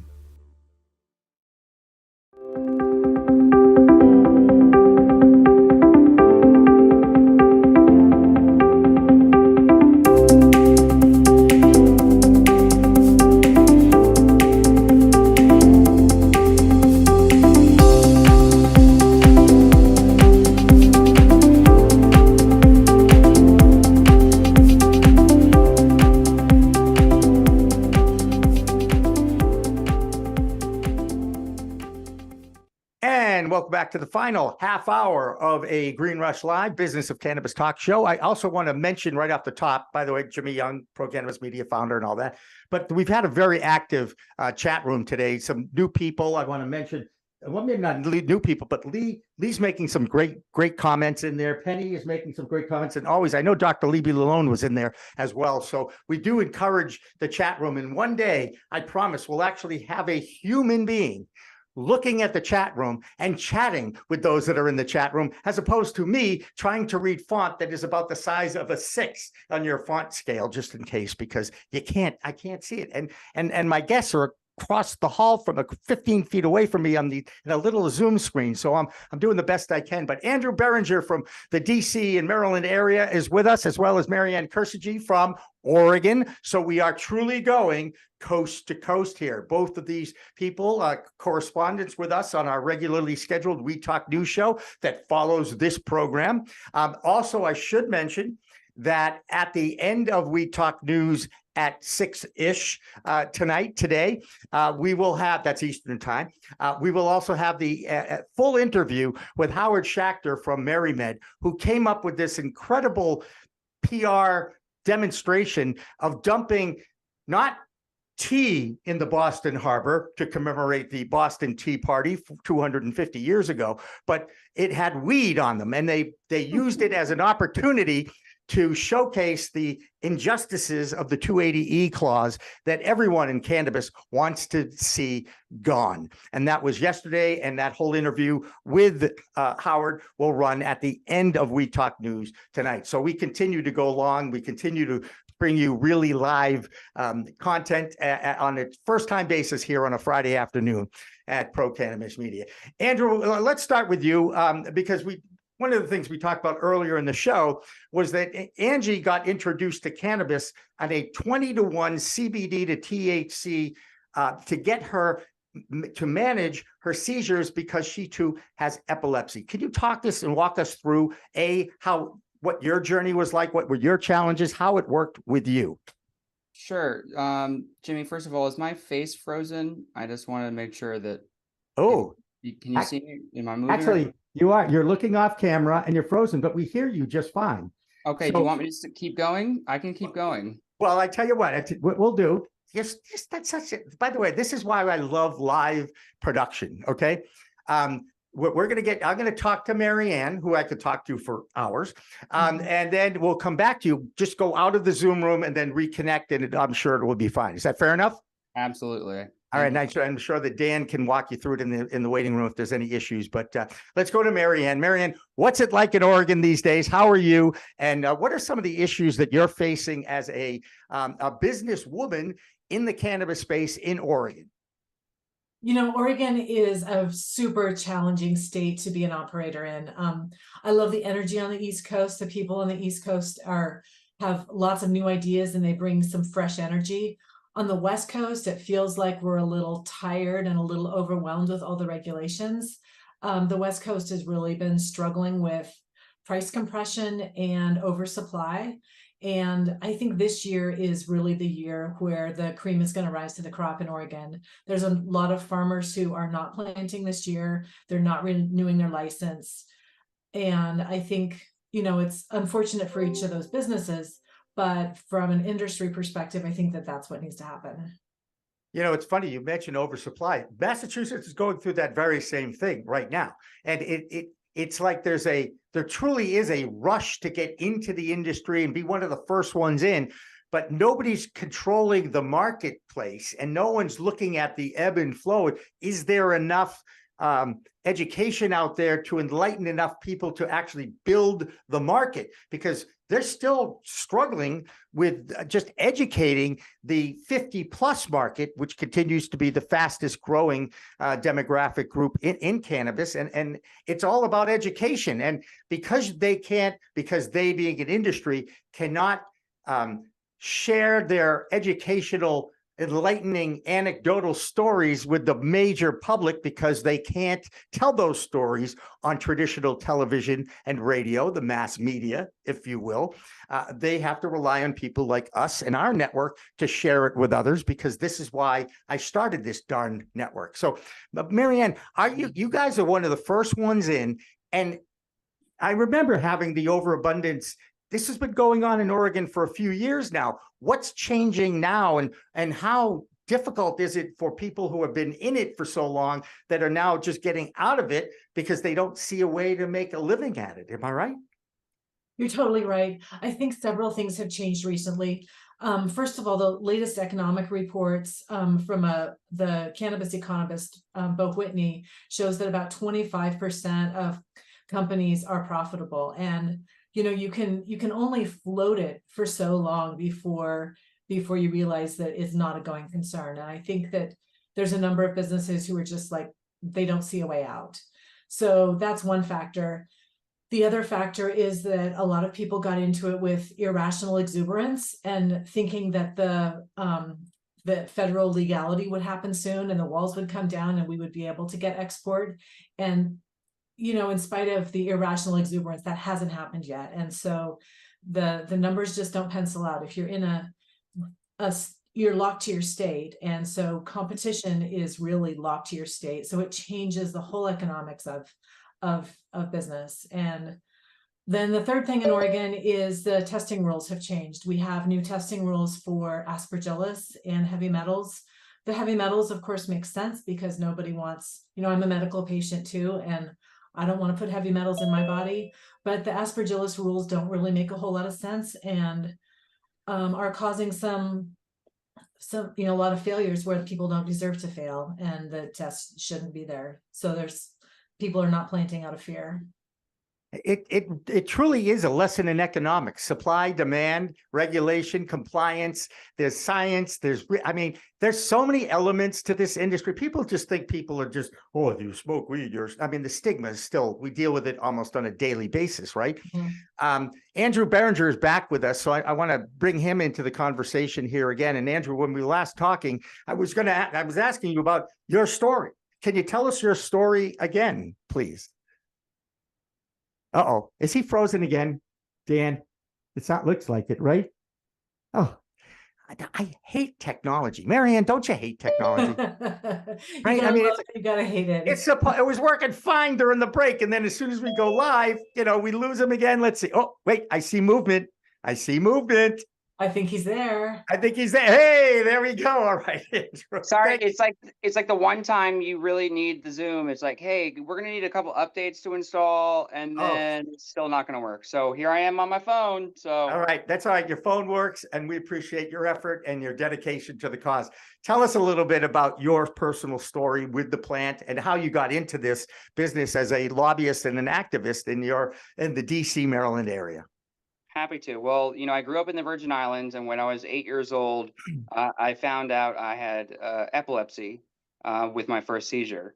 And it was controlled by medicine, but it wasn't until later in life, around high school, that I found the true medicinal purposes and benefits of cannabis and what it has to offer, which then brought me full circle to advocating very, very hard for not only the plant, but the people of the plant, because this industry has never been done before. There's a lot of work to do, and there's even a whole bunch more money behind it being pushed to other lobbyists that are pushing for private interests that aren't for the betterment of the people and the true structure that needs to be done in this industry now more than ever, but before it gets federal. Right. So and it's tough to balance the business side of things and the social medicinal impact of this plant too, right? Oh, it's I think the cannabis space is probably the most cutthroat, ruthless, toughest industry space out of any sector ever created. I may be a little biased, but it's I mean, it's like the Wild West. I mean, a lot of people in this space know when you say, yeah, cannabis space is like the Wild West, it makes sense because it's pretty crazy. You know, laws and other things are changed every day. So, but money is at the root of all evil, isn't it, Andrew? And everybody sees it as a cash grab. And I'm including all of our lawmakers, all of our state representatives, all of our investors and entrepreneurs, and everybody is just trying to make as much bucks as possible. But before they even get to the point where it's like, can we make a living in this industry and educate enough people so that the market will grow? Because right now, you know, Marianne mentioned Bo Whitney's article this week on 24% of cannabis companies are profitable. That means that 75%, the majority, are not profitable. And of course, 280E is an issue there. Cash only economy is an issue there. How are we ever, do you see the government, which has been moving at a, I don't even know if I can say snail pace, because I think that actually would be faster. Okay. I think actually a snail would move faster, right? I think so. Are we ever going to get to the point to break that log jam of government that's going on now in DC? So that's a great question, by the way. And of course, as with anything in the cannabis space, it's not a single answer. It's a layered response. And so, you know, especially for people who are on the West Coast, like in Oregon, who have experienced the cannabis industry at a different snail's pace, compared to people who are recently inducted into the cannabis industry, as in Maryland, where their adult use was just enacted July 1st. There is a huge difference of adaptability, learning. It's a learning curve. Will the federal government ever get there? Yes. That's not, I think we've passed the point of no return. It's not a question of if, it's when. Yeah. And so now the most important part for the people is how. How are we going to get to the point of federal level where it's good enough to last, that would make most people happy? Mm-hmm. Yeah. In so little words. Oh, no. And look, you mentioned Oregon, and Marianne's lived through this. I mean, she mentioned interstate commerce. The West Coast governors, Washington, Oregon, California, are trying to figure out a way to make it available to share across borders, which of course is, because it's a federally legal substance, means that the governors have to cut the deal in opposition to what the feds really want. Marianne, do you ever see interstate commerce being a viable entity on the West Coast? Well, there's a group of people who think that it's going to happen soon. Mm-hmm. I don't know if it's wishful thinking or not, but I think there needs to be a test study. I think somebody needs to have the courage and feel like they can do it and just drive it across and see what happens. I can tell you it's not going to be me. It's not going to be my business, but there are some of these, you know, rogue entities, especially in California, who really want to take on the government. That still is very much a real mentality. And I think that they're going to push it. I think that it would be really nice if there were some other version of the Cole memorandum to allow it, so that they would have some sort of confidence that the federal government wouldn't interfere. But I don't know that we're quite there yet. You know, it's funny. I had that in my head to follow up with what you're talking about, and I'm going to throw it right to Andrew. People don't understand that when that Cole memorandum was rescinded by the previous administration, that caused so much of the banking industry to freak out. Oh my God, we can't do anything with this new industry because they rescinded the Cole memo, which means the feds can come after us. So we have to be extra careful when we're in bed with the new cannabis industry because they're going to launder money. Andrew, how impactful was the repeal of that memo in mucking up the whole green rush, if you will? I will say that in the mucking up and hiccups are everyday occurrences in the cannabis space, it was nothing special because, yeah, really, because this space is so, if you ask people, and this is where I might get a little bit of heat from people on the West Coast, in reference to your previous comment about interstate commerce. Yep. I believe, in my own personal opinion, that true interstate commerce will come after federal legalization, but it won't come anytime soon after it, and it shouldn't come before it, because if you look at it differently, what is currently happening is that the West Coast, because once again, no one hate me on the West Coast, their states and industries were created with nothing to go on, and their infrastructure and now their abundant amount of excess of cannabis, they're trying to figure out how to not, have an abundance of it, how to make some profit off of it, which looks at, hey, I see the East Coast is up and coming. Why not ship it off to them? Because they need it. Where, Go ahead. In my opinion, every state needs to do it itself to succeed, to get the best model. The East Coast may not have a lot of space like it does on the West Coast, but it's learning a lot from the West Coast, do's and don'ts, on how to really make this industry better and stronger. And a lot of it, unfortunately, a lot of people are not going to like this. The future of the cannabis industry is indoor grows. We were just talking about that, actually.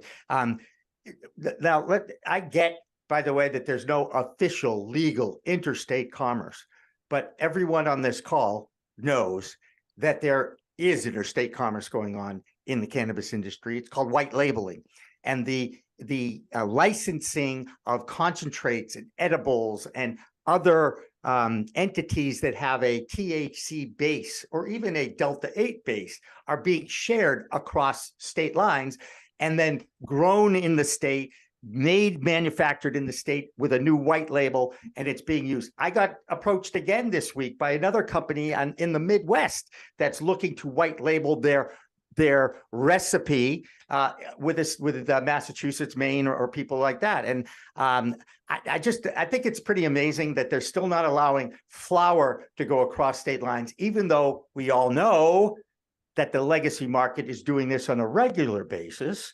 The legal industry is being done on a above board basis because they're not transporting the finished product. They're transporting the intellectual property that makes up that edible or concentrate or whatever. So, which, Jimmy, right? By the way, it's still illegal. Hang on a second, but it's being done, Andrew. I know, but like you said, the most important thing is that the people who are trying to participate in this industry above board, you have to do it tenfold above board because of the scrutiny and the looks that you're getting because of the industry that we're in. Yeah. Which makes it 10 times harder. Yep. And yet they're doing it though, right? Yeah.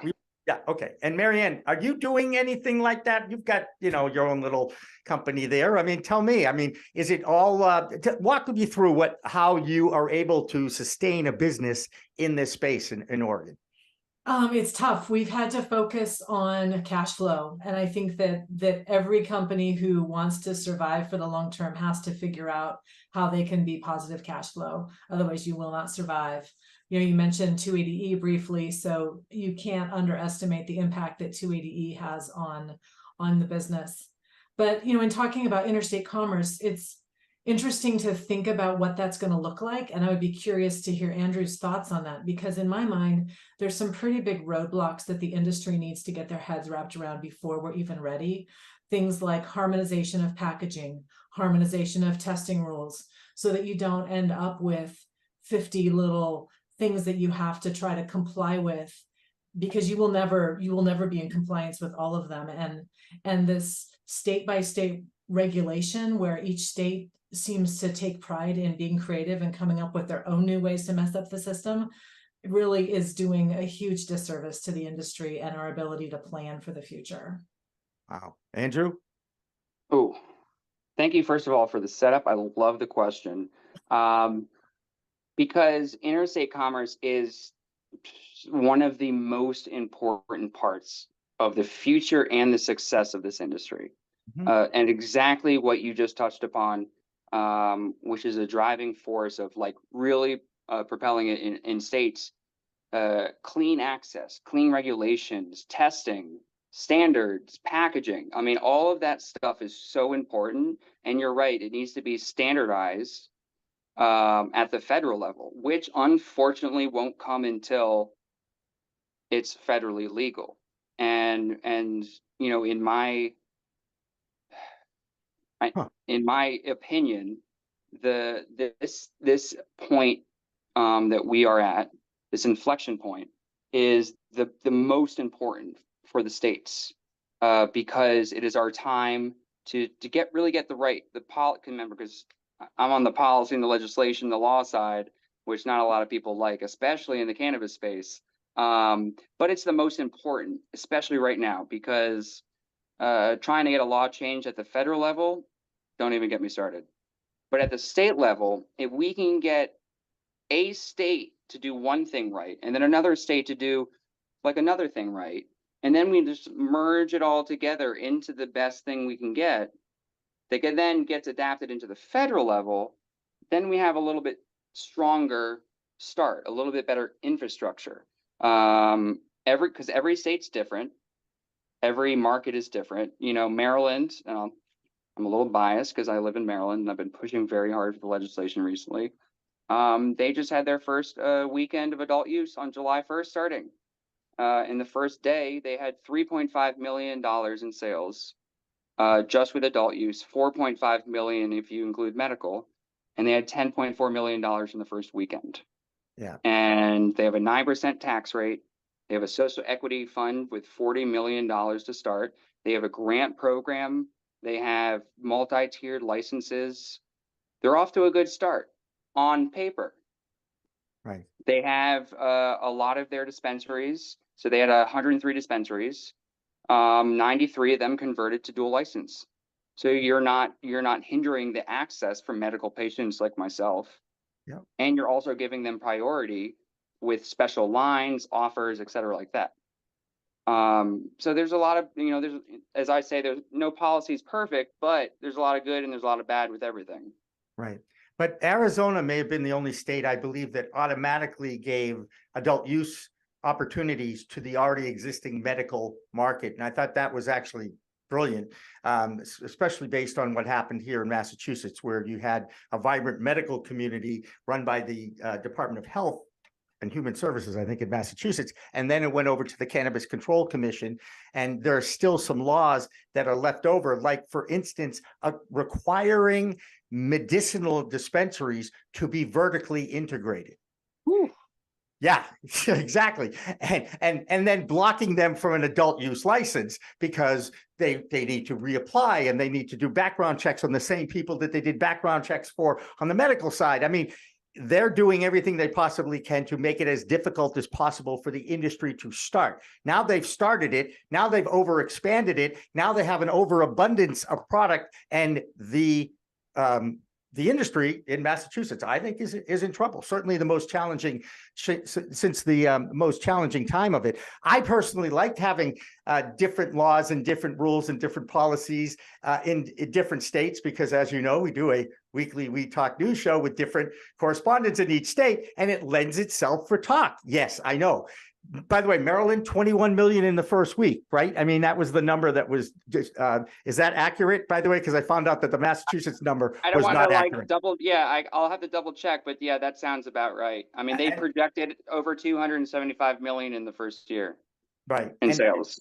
And again, selling it is not going to be difficult once it gets out there. It's the education and the enlightenment of the naysayers and the 50+ market, which is the fastest growing market, because those people need the medicinal aspects of this plant more than perhaps those 21 to 34-year-olds who don't believe their parents, who used to say and still say, if you have your health, you have everything. I used to laugh at my parents when they said that, right? Because I was out there, like, I feel great. You could be out playing, 3 different sports at the same time.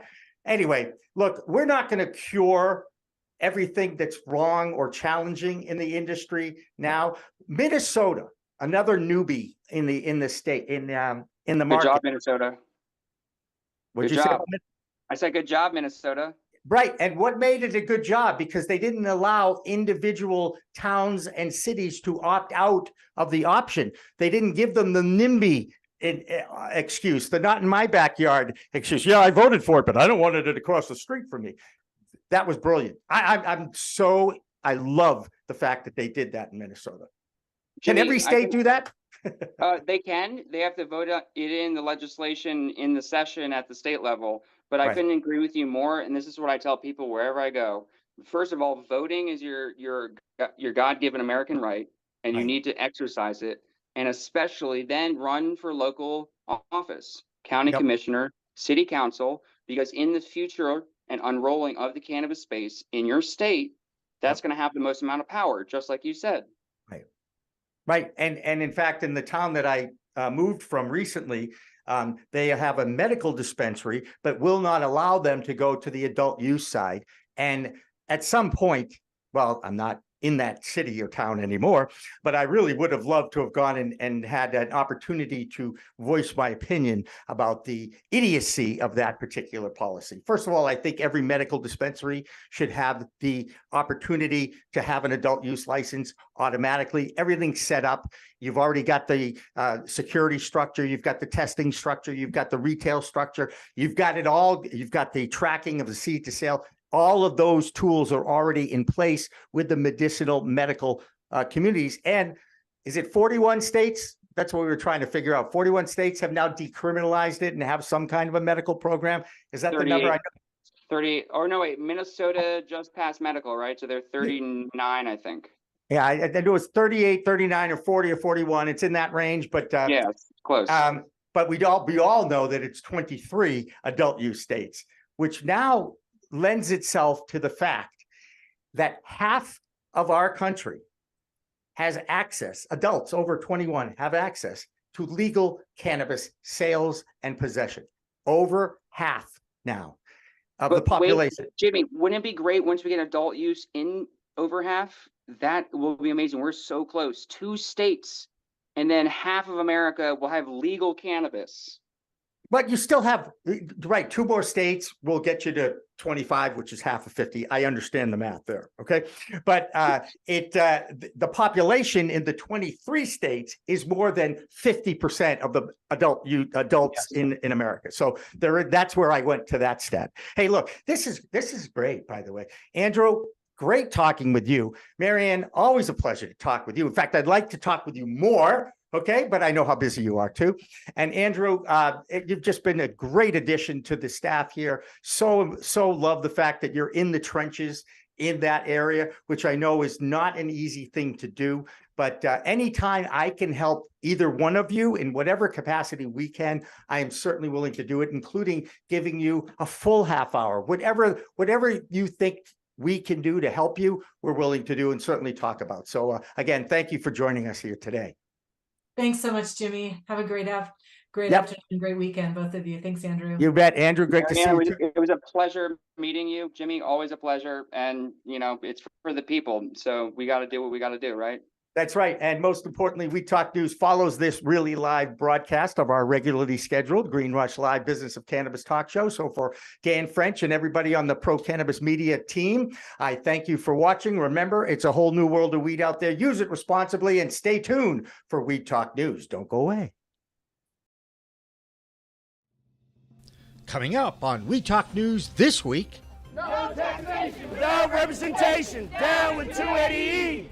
One of the leading medical MSOs, MariMed of Massachusetts, celebrates the 250th year anniversary of the Boston Tea Party by dumping environmentally friendly boxes labeled weed into the Boston Harbor.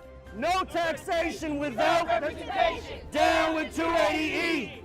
The message remains the same after over 2 centuries. At MariMed, we say no more.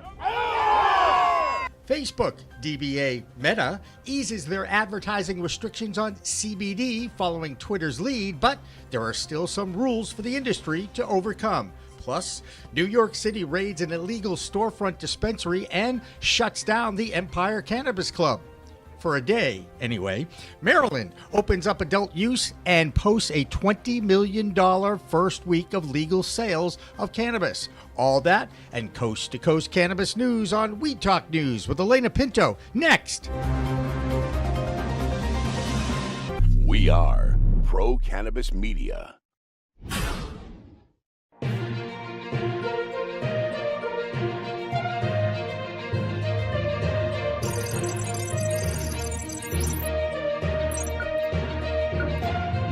Hi, everyone. I'm Elena Pinto, and this is Weed Talk News, Pro Cannabis Media's weekly news roundup of all the big stories in the nation's fastest growing legal cannabis industry.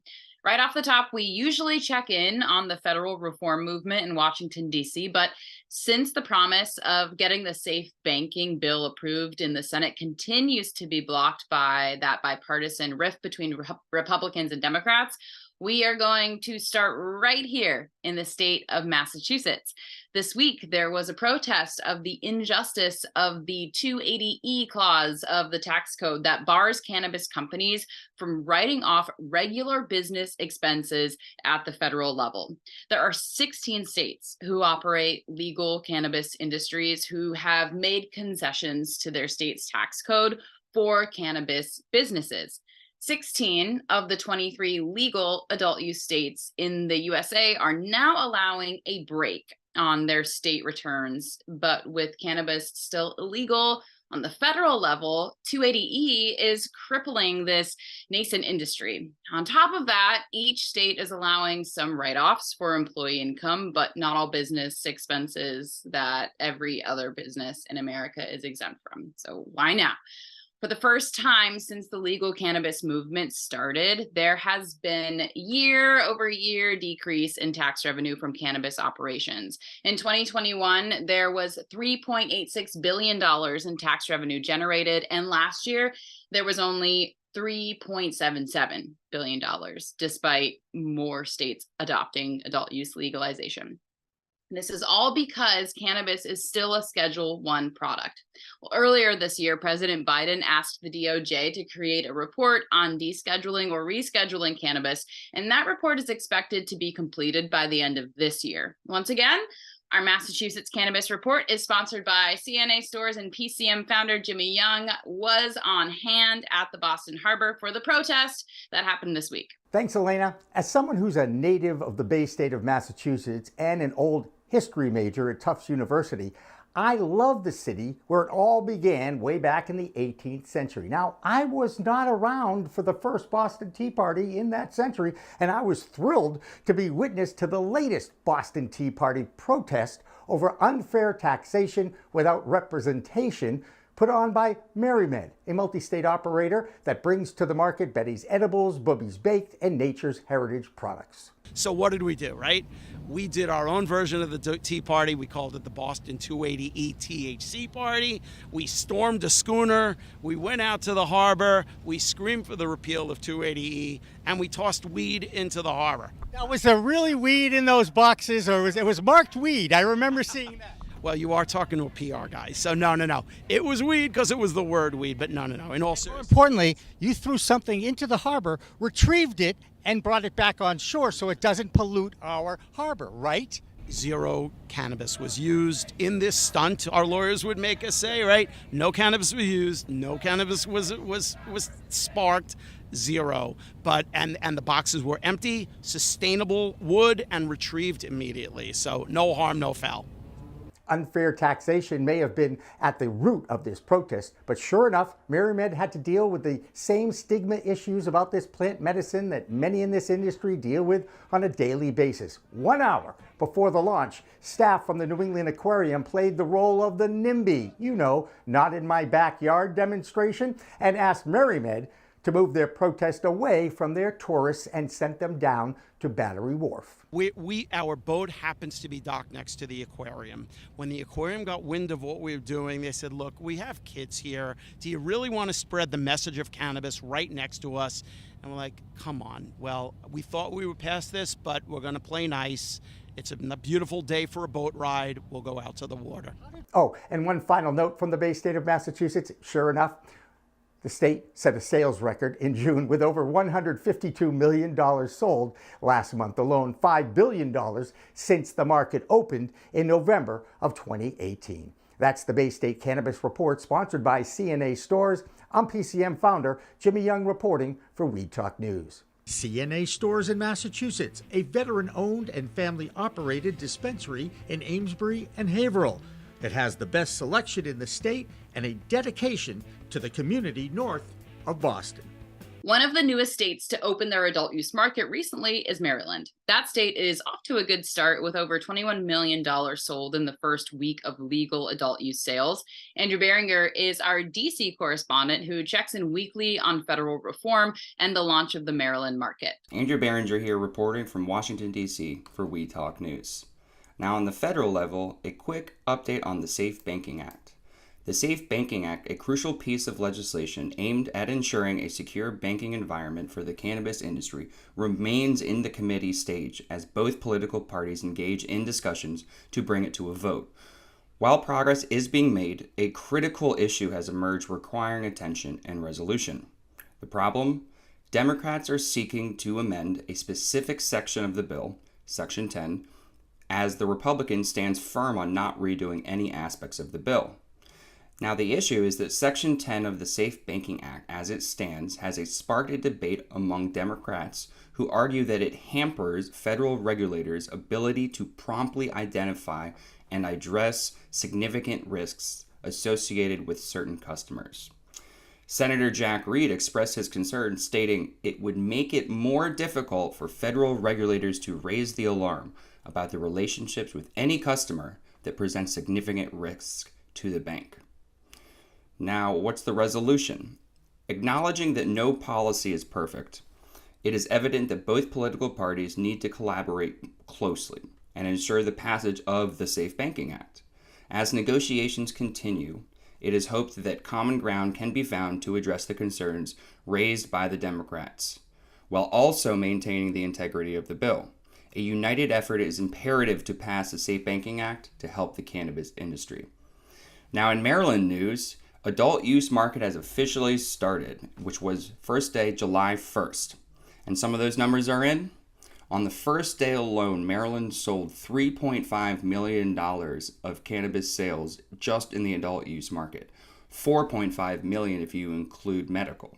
And on that first weekend, Friday, Saturday, and Sunday, July 4th weekend, $10.4 million total.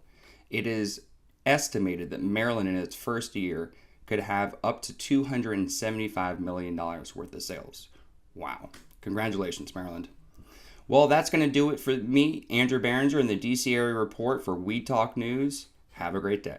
In the Big Apple of New York City, the illegal market continues to make headlines with their brazen operations all over the city. Now, law enforcement and the governor are starting to try to shut down the illegal or legacy market. Pam Schmiel has our New York City cannabis report. I'm Pam Schmiel, host of the Mary Jane Society podcast with the New York Cannabis Report for Weed Talk News. The battle to rid New York City of its unlicensed cannabis market continues. The target this week was the Empire Cannabis Club in Manhattan. The self-proclaimed legal social club model is taking advantage of a loophole in the law that New York State regulators don't recognize. The Empire Cannabis Club claims they are a private club and believe what they are doing is legal. They take a club fee and gift cannabis to their members who join the club. That practice didn't stop police from conducting raids on 3 of their storefronts and shutting them down. But not for long. The Empire Cannabis Club was open the next day, willing to pay the fines in order to continue operations. Many new legal adult states are having and going through the same process in one way or another. And New York Governor Hochul has extended enforcement authority to the New York State Department of Finance, who will now go after sales tax in the unlicensed market. Watch out. That's this week's New York Cannabis Report. I'm Pam Schmiel from the Mary Jane Society podcast for Weed Talk News. New Hampshire may be the only state in New England that does not have a legal adult use market. But now, if you are a medical patient from Canada or out of state, you can buy your medicine at a New Hampshire medical dispensary. That state has been trying to pass adult use laws for years now, but have been stalled by political paralysis. The newest state in New England, though, to enter into the adult use market legally is Connecticut.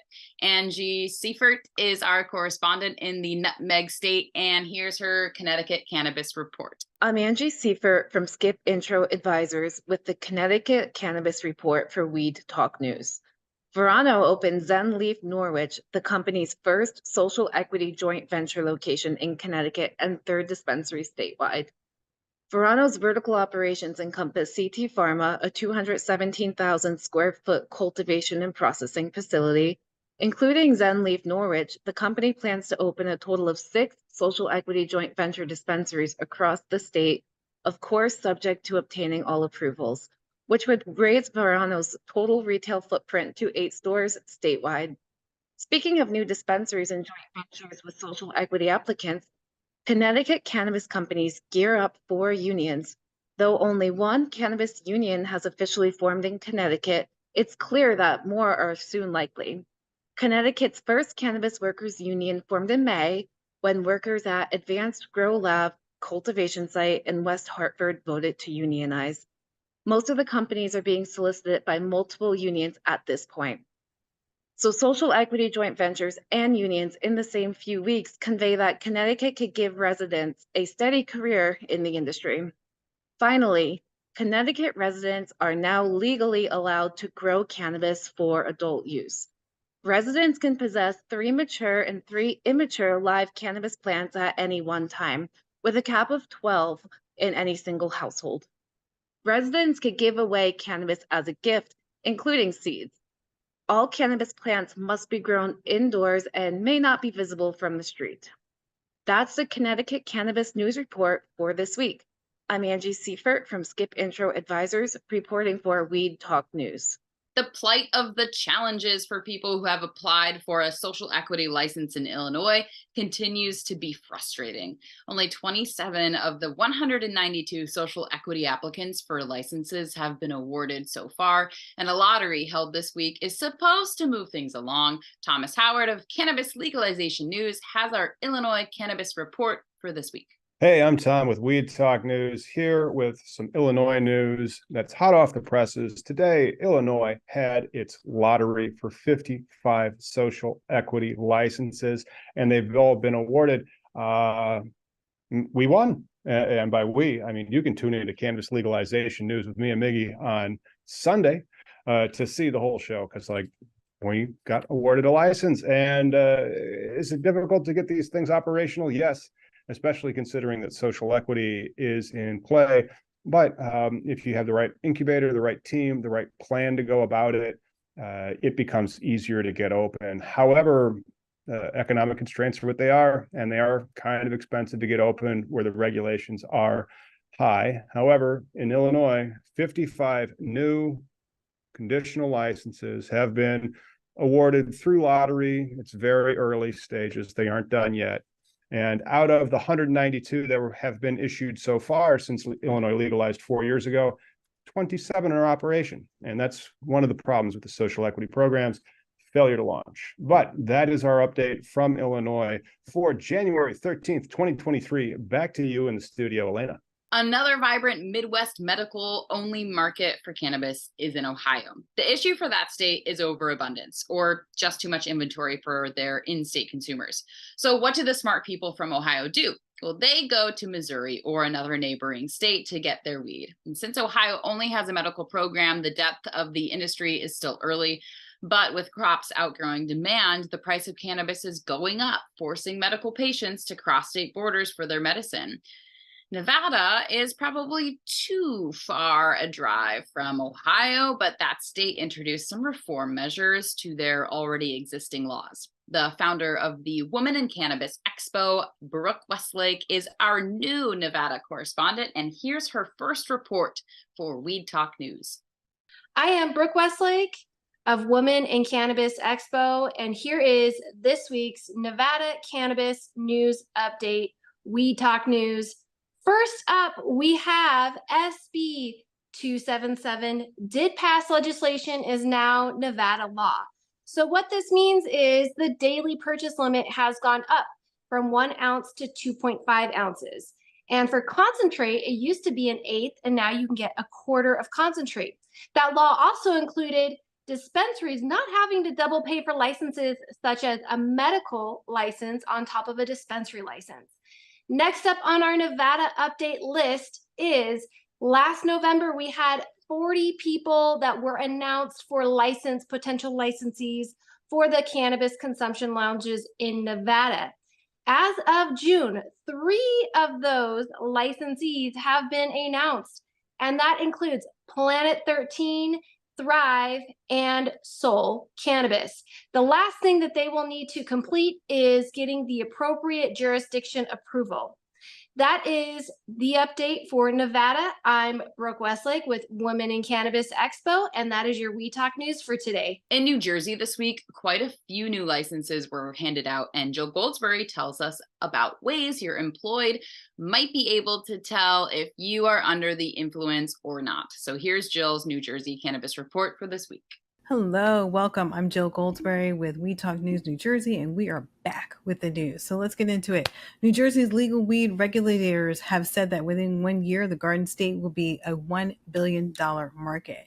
And within that year, 100 companies have been approved for the state license to open a cannabis retail store. Jersey City just made a major breakthrough by getting its first retail dispensary. It's going to be a medical dispensary though, and it's the city's first. As I said, it's a medicinal dispensary opening its doors this week at 220 Broadway, and it's called Ripped Dispensary in an industrial area in the shadow of the Polanski Skyway. If you know the area, you'll know the Polanski Skyway and what it's famous for. Google it, look it up. Brands you'll find on hand include Cookies and Miss Grass, to name a few. And they will be on hand. So they're having their grand opening today, July 14th. So stop by and check them out, 220 Broadway. In other news, New Jersey Cannabis Regulatory Enforcement Assistance and Marketplace Modernization Act, otherwise known as CREMA, mandates the creation of workplace impairment recognition, and the expert that will be under that guise, known as the WIRE. This concept will be responsible for the approach in the dynamic tension that exists between the maintenance of a drug-free workplace and the exercise of employees' rights to use cannabis outside of the job. However, the current regulatory landscape puts the creation or use of wire on hold. There's a flaw in this depending on several factors. If cannabinoid metabolites are in your body, they can be detected for up to 45 days, obviously without impairment. So this can be a problem in the future, but we'll see what happens. The litmus test currently is if someone is suspected to be under the influence, they will base that on the observation of your behavior and your performance. So we'll see what happens with that. I'm Jill Goldsberry with We Talk News. Thanks for watching. We'll be back next week. All the cannabis from Europe and from Canada. We have two international correspondents. Lex Pelger tells us about Albania moving forward with a medical plan. And in Canada is Debbie Facey. Here's our international roundup of cannabis news with Lex and Debbie. I'm Lex Pelger from White Whale Creations with this week's European Cannabis Report for We Talk News. In the United Kingdom, a move towards healthcare sanity. A patient with stage 4 bowel cancer has become the first person to have the cost of their prescription for medical cannabis flower covered by the National Health Service. When the patient first persuaded his general practitioner to apply for an individual funding request, it was denied, and the panel suggested trying nabilone, a synthetic chemical cousin to THC. But when the nabilone did not alleviate the nausea symptoms from his chemotherapy treatments, a team from the Zerenia Medical Cannabis Clinic helped him submit a new funding request. And in a synchronicity, the request was granted on April 20th. Otherwise known as International Cannabis Awareness Day. Other good news comes in from Albania. The Council of Ministers has approved a draft law on the medical use of cannabis. After a national vote where 61% supported medical cannabis, the Ministry of Health created a potential regulatory framework. Under the proposal, a national agency for the control of cannabis will be created and the regulations on permits for production and processing will be established. And finally, at the EU level, the European Monitoring Center for Drugs and Drug Addiction released their European Drug Report 2023. They find that cannabis remains by far the most commonly consumed illicit drug in Europe. They estimate that 15% of adults have used it in the last year, and 1.3% are daily or almost daily users. The country with the highest percentage of cannabis users is here in France, ironic because this government hates the plant. Meanwhile, Spain accounts for 2/3 of cannabis seizures, ironic because they have a tolerated system of cannabis social clubs. That's the European Cannabis Report for this week. For more on the science side, see my newsletter on Substack, Cannabinoids and the People. I'm Lex Pelger from White Whale Creations, reporting for We Talk News. Our Canadian correspondent with We Talk News, Debbie Facey, with the Canadian Toke of the Week. What we have this week in Canada is Vancouver has now proposed for Ottawa to look into creating a unified and a more effective way when it comes to creating the pre-rolls that most of our Ontario consumers are consuming. This will not only make it more of a cost effective, but it would also allow most of the consumers to have a nice clean smoke. What we also have is the healthcare program actually donating $1.4 million to the alcohol substitution plan that Victoria BC University, which is located in Vancouver, BC, is deciding to implement and to further discuss when it comes to substituting alcohol for cannabis. Last but not least, what we also have is the decision of taking away the selling cap or the selling responsibility cap that most Manitobians had to be paying when it came to having and operating their stores. This is something that they have now implemented and is going to be going forward within the next few weeks. Once again, this is your Canadian correspondent with this week's Canadian Toke. Peace. Just in case you've been out of it for the past week, let's talk about what happened in the state of Vermont this week. Historic flooding has devastated whole communities, and the state is now prepping for more storms as this incredible weather continues from coast to coast.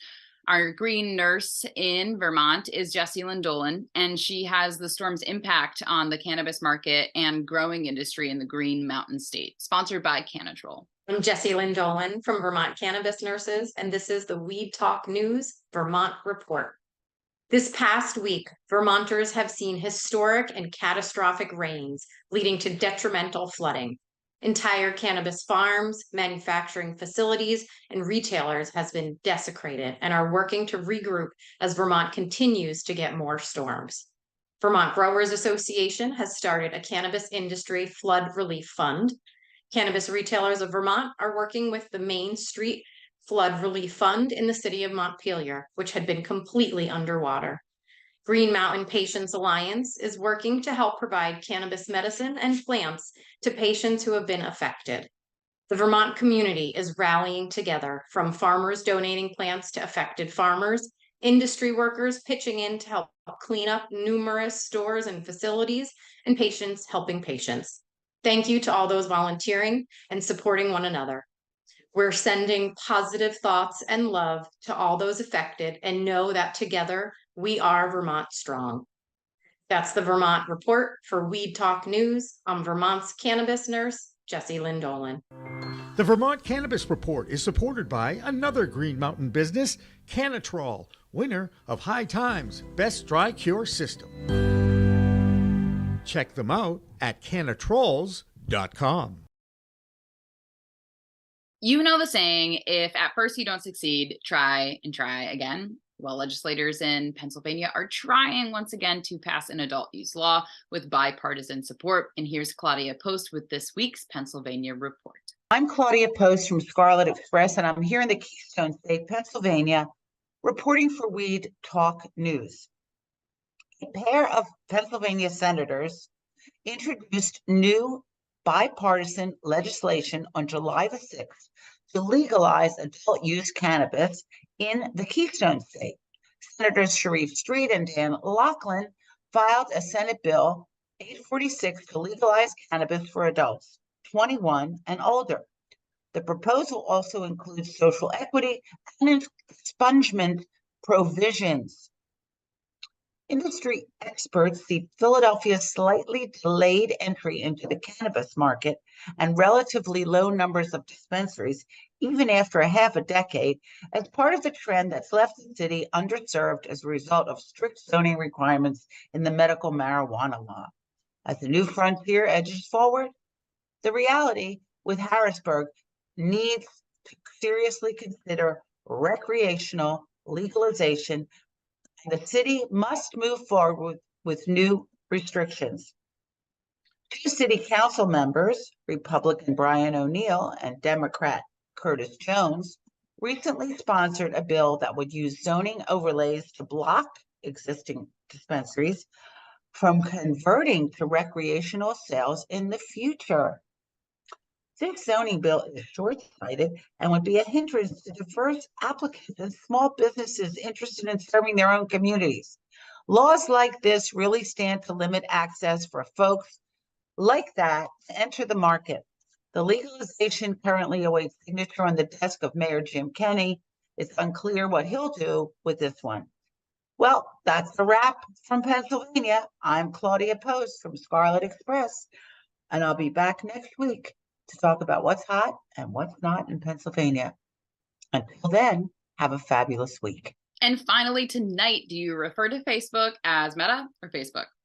Well, chances are you've heard of one or the other at this point. So Facebook, or Meta, has not been too cannabis friendly over the years and during this reform movement, but that too might be changing. There is a new policy about advertising on that platform if you are a CBD manufacturer in a legal state. The announcement that they are changing their official policy from hemp and related products to CBD and related products. So yes, there are some stringent guidelines though, but Meta and or Facebook will be happy to take your advertising dollars if you qualify.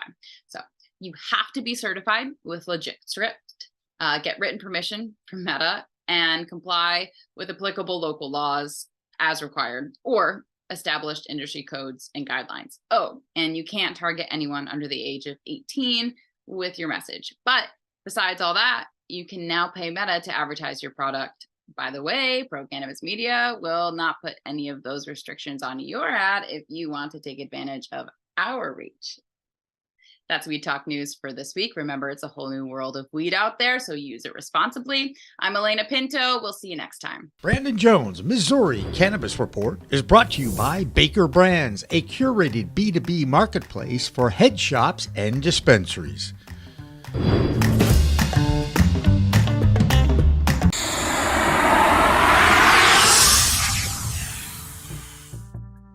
It's a whole new world of weed out there, isn't it? Everyone is learning new ways to titrate, ingest, consume, imbibe, and engage with this plant medicine we call cannabis. Hi, I'm Jimmy Young, the founder of Pro Cannabis Media and the host of In the Weeds, and once in a while, the really live business cannabis talk show we call Green Rush on Friday afternoons from 4 p.m. to 6 p.m. Eastern. I've been a medical patient in Massachusetts for almost 10 years now. I remember my first trip to a dispensary just outside of Boston, and I told the bud tender I didn't want to smoke it anymore. So I tried edibles, then tinctures, then vaping, and now if I'm going to smoke, I only use the Weedgets filtration system. What?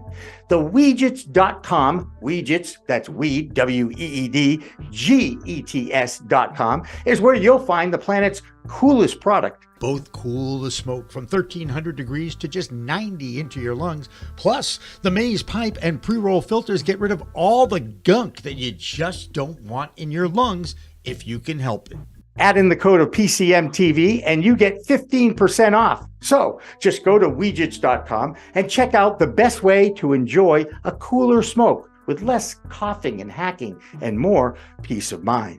All that resin and tar is collected in the polyurethane filters that are easy to clean with soap, water, and a few Q-tips. Your lungs will thank you, and so will I.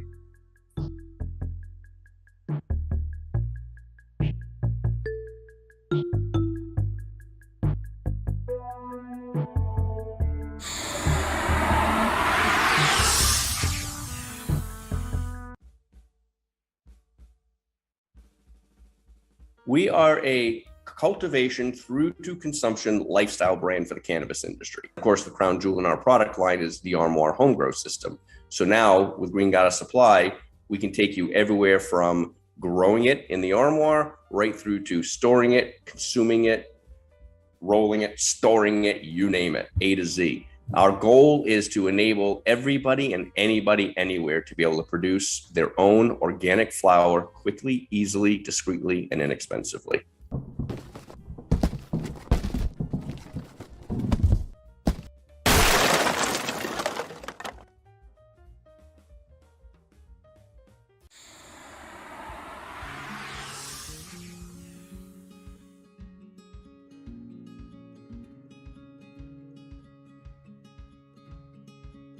You would think that it is.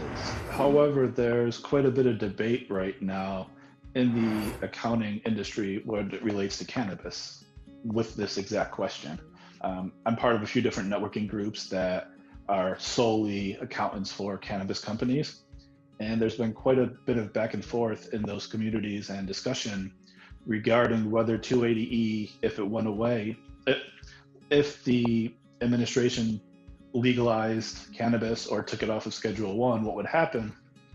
And it could go either way right now. The debate is it can make the accountant's life much easier. That's what a lot of the inexperienced accountants are saying right now, it seems, whereas the accountants that have been in this industry for a while and have gone through the same thing that happened with hemp a few years ago are saying that it will make lives more difficult, because when hemp became declassified a while back, the accounting became more complicated.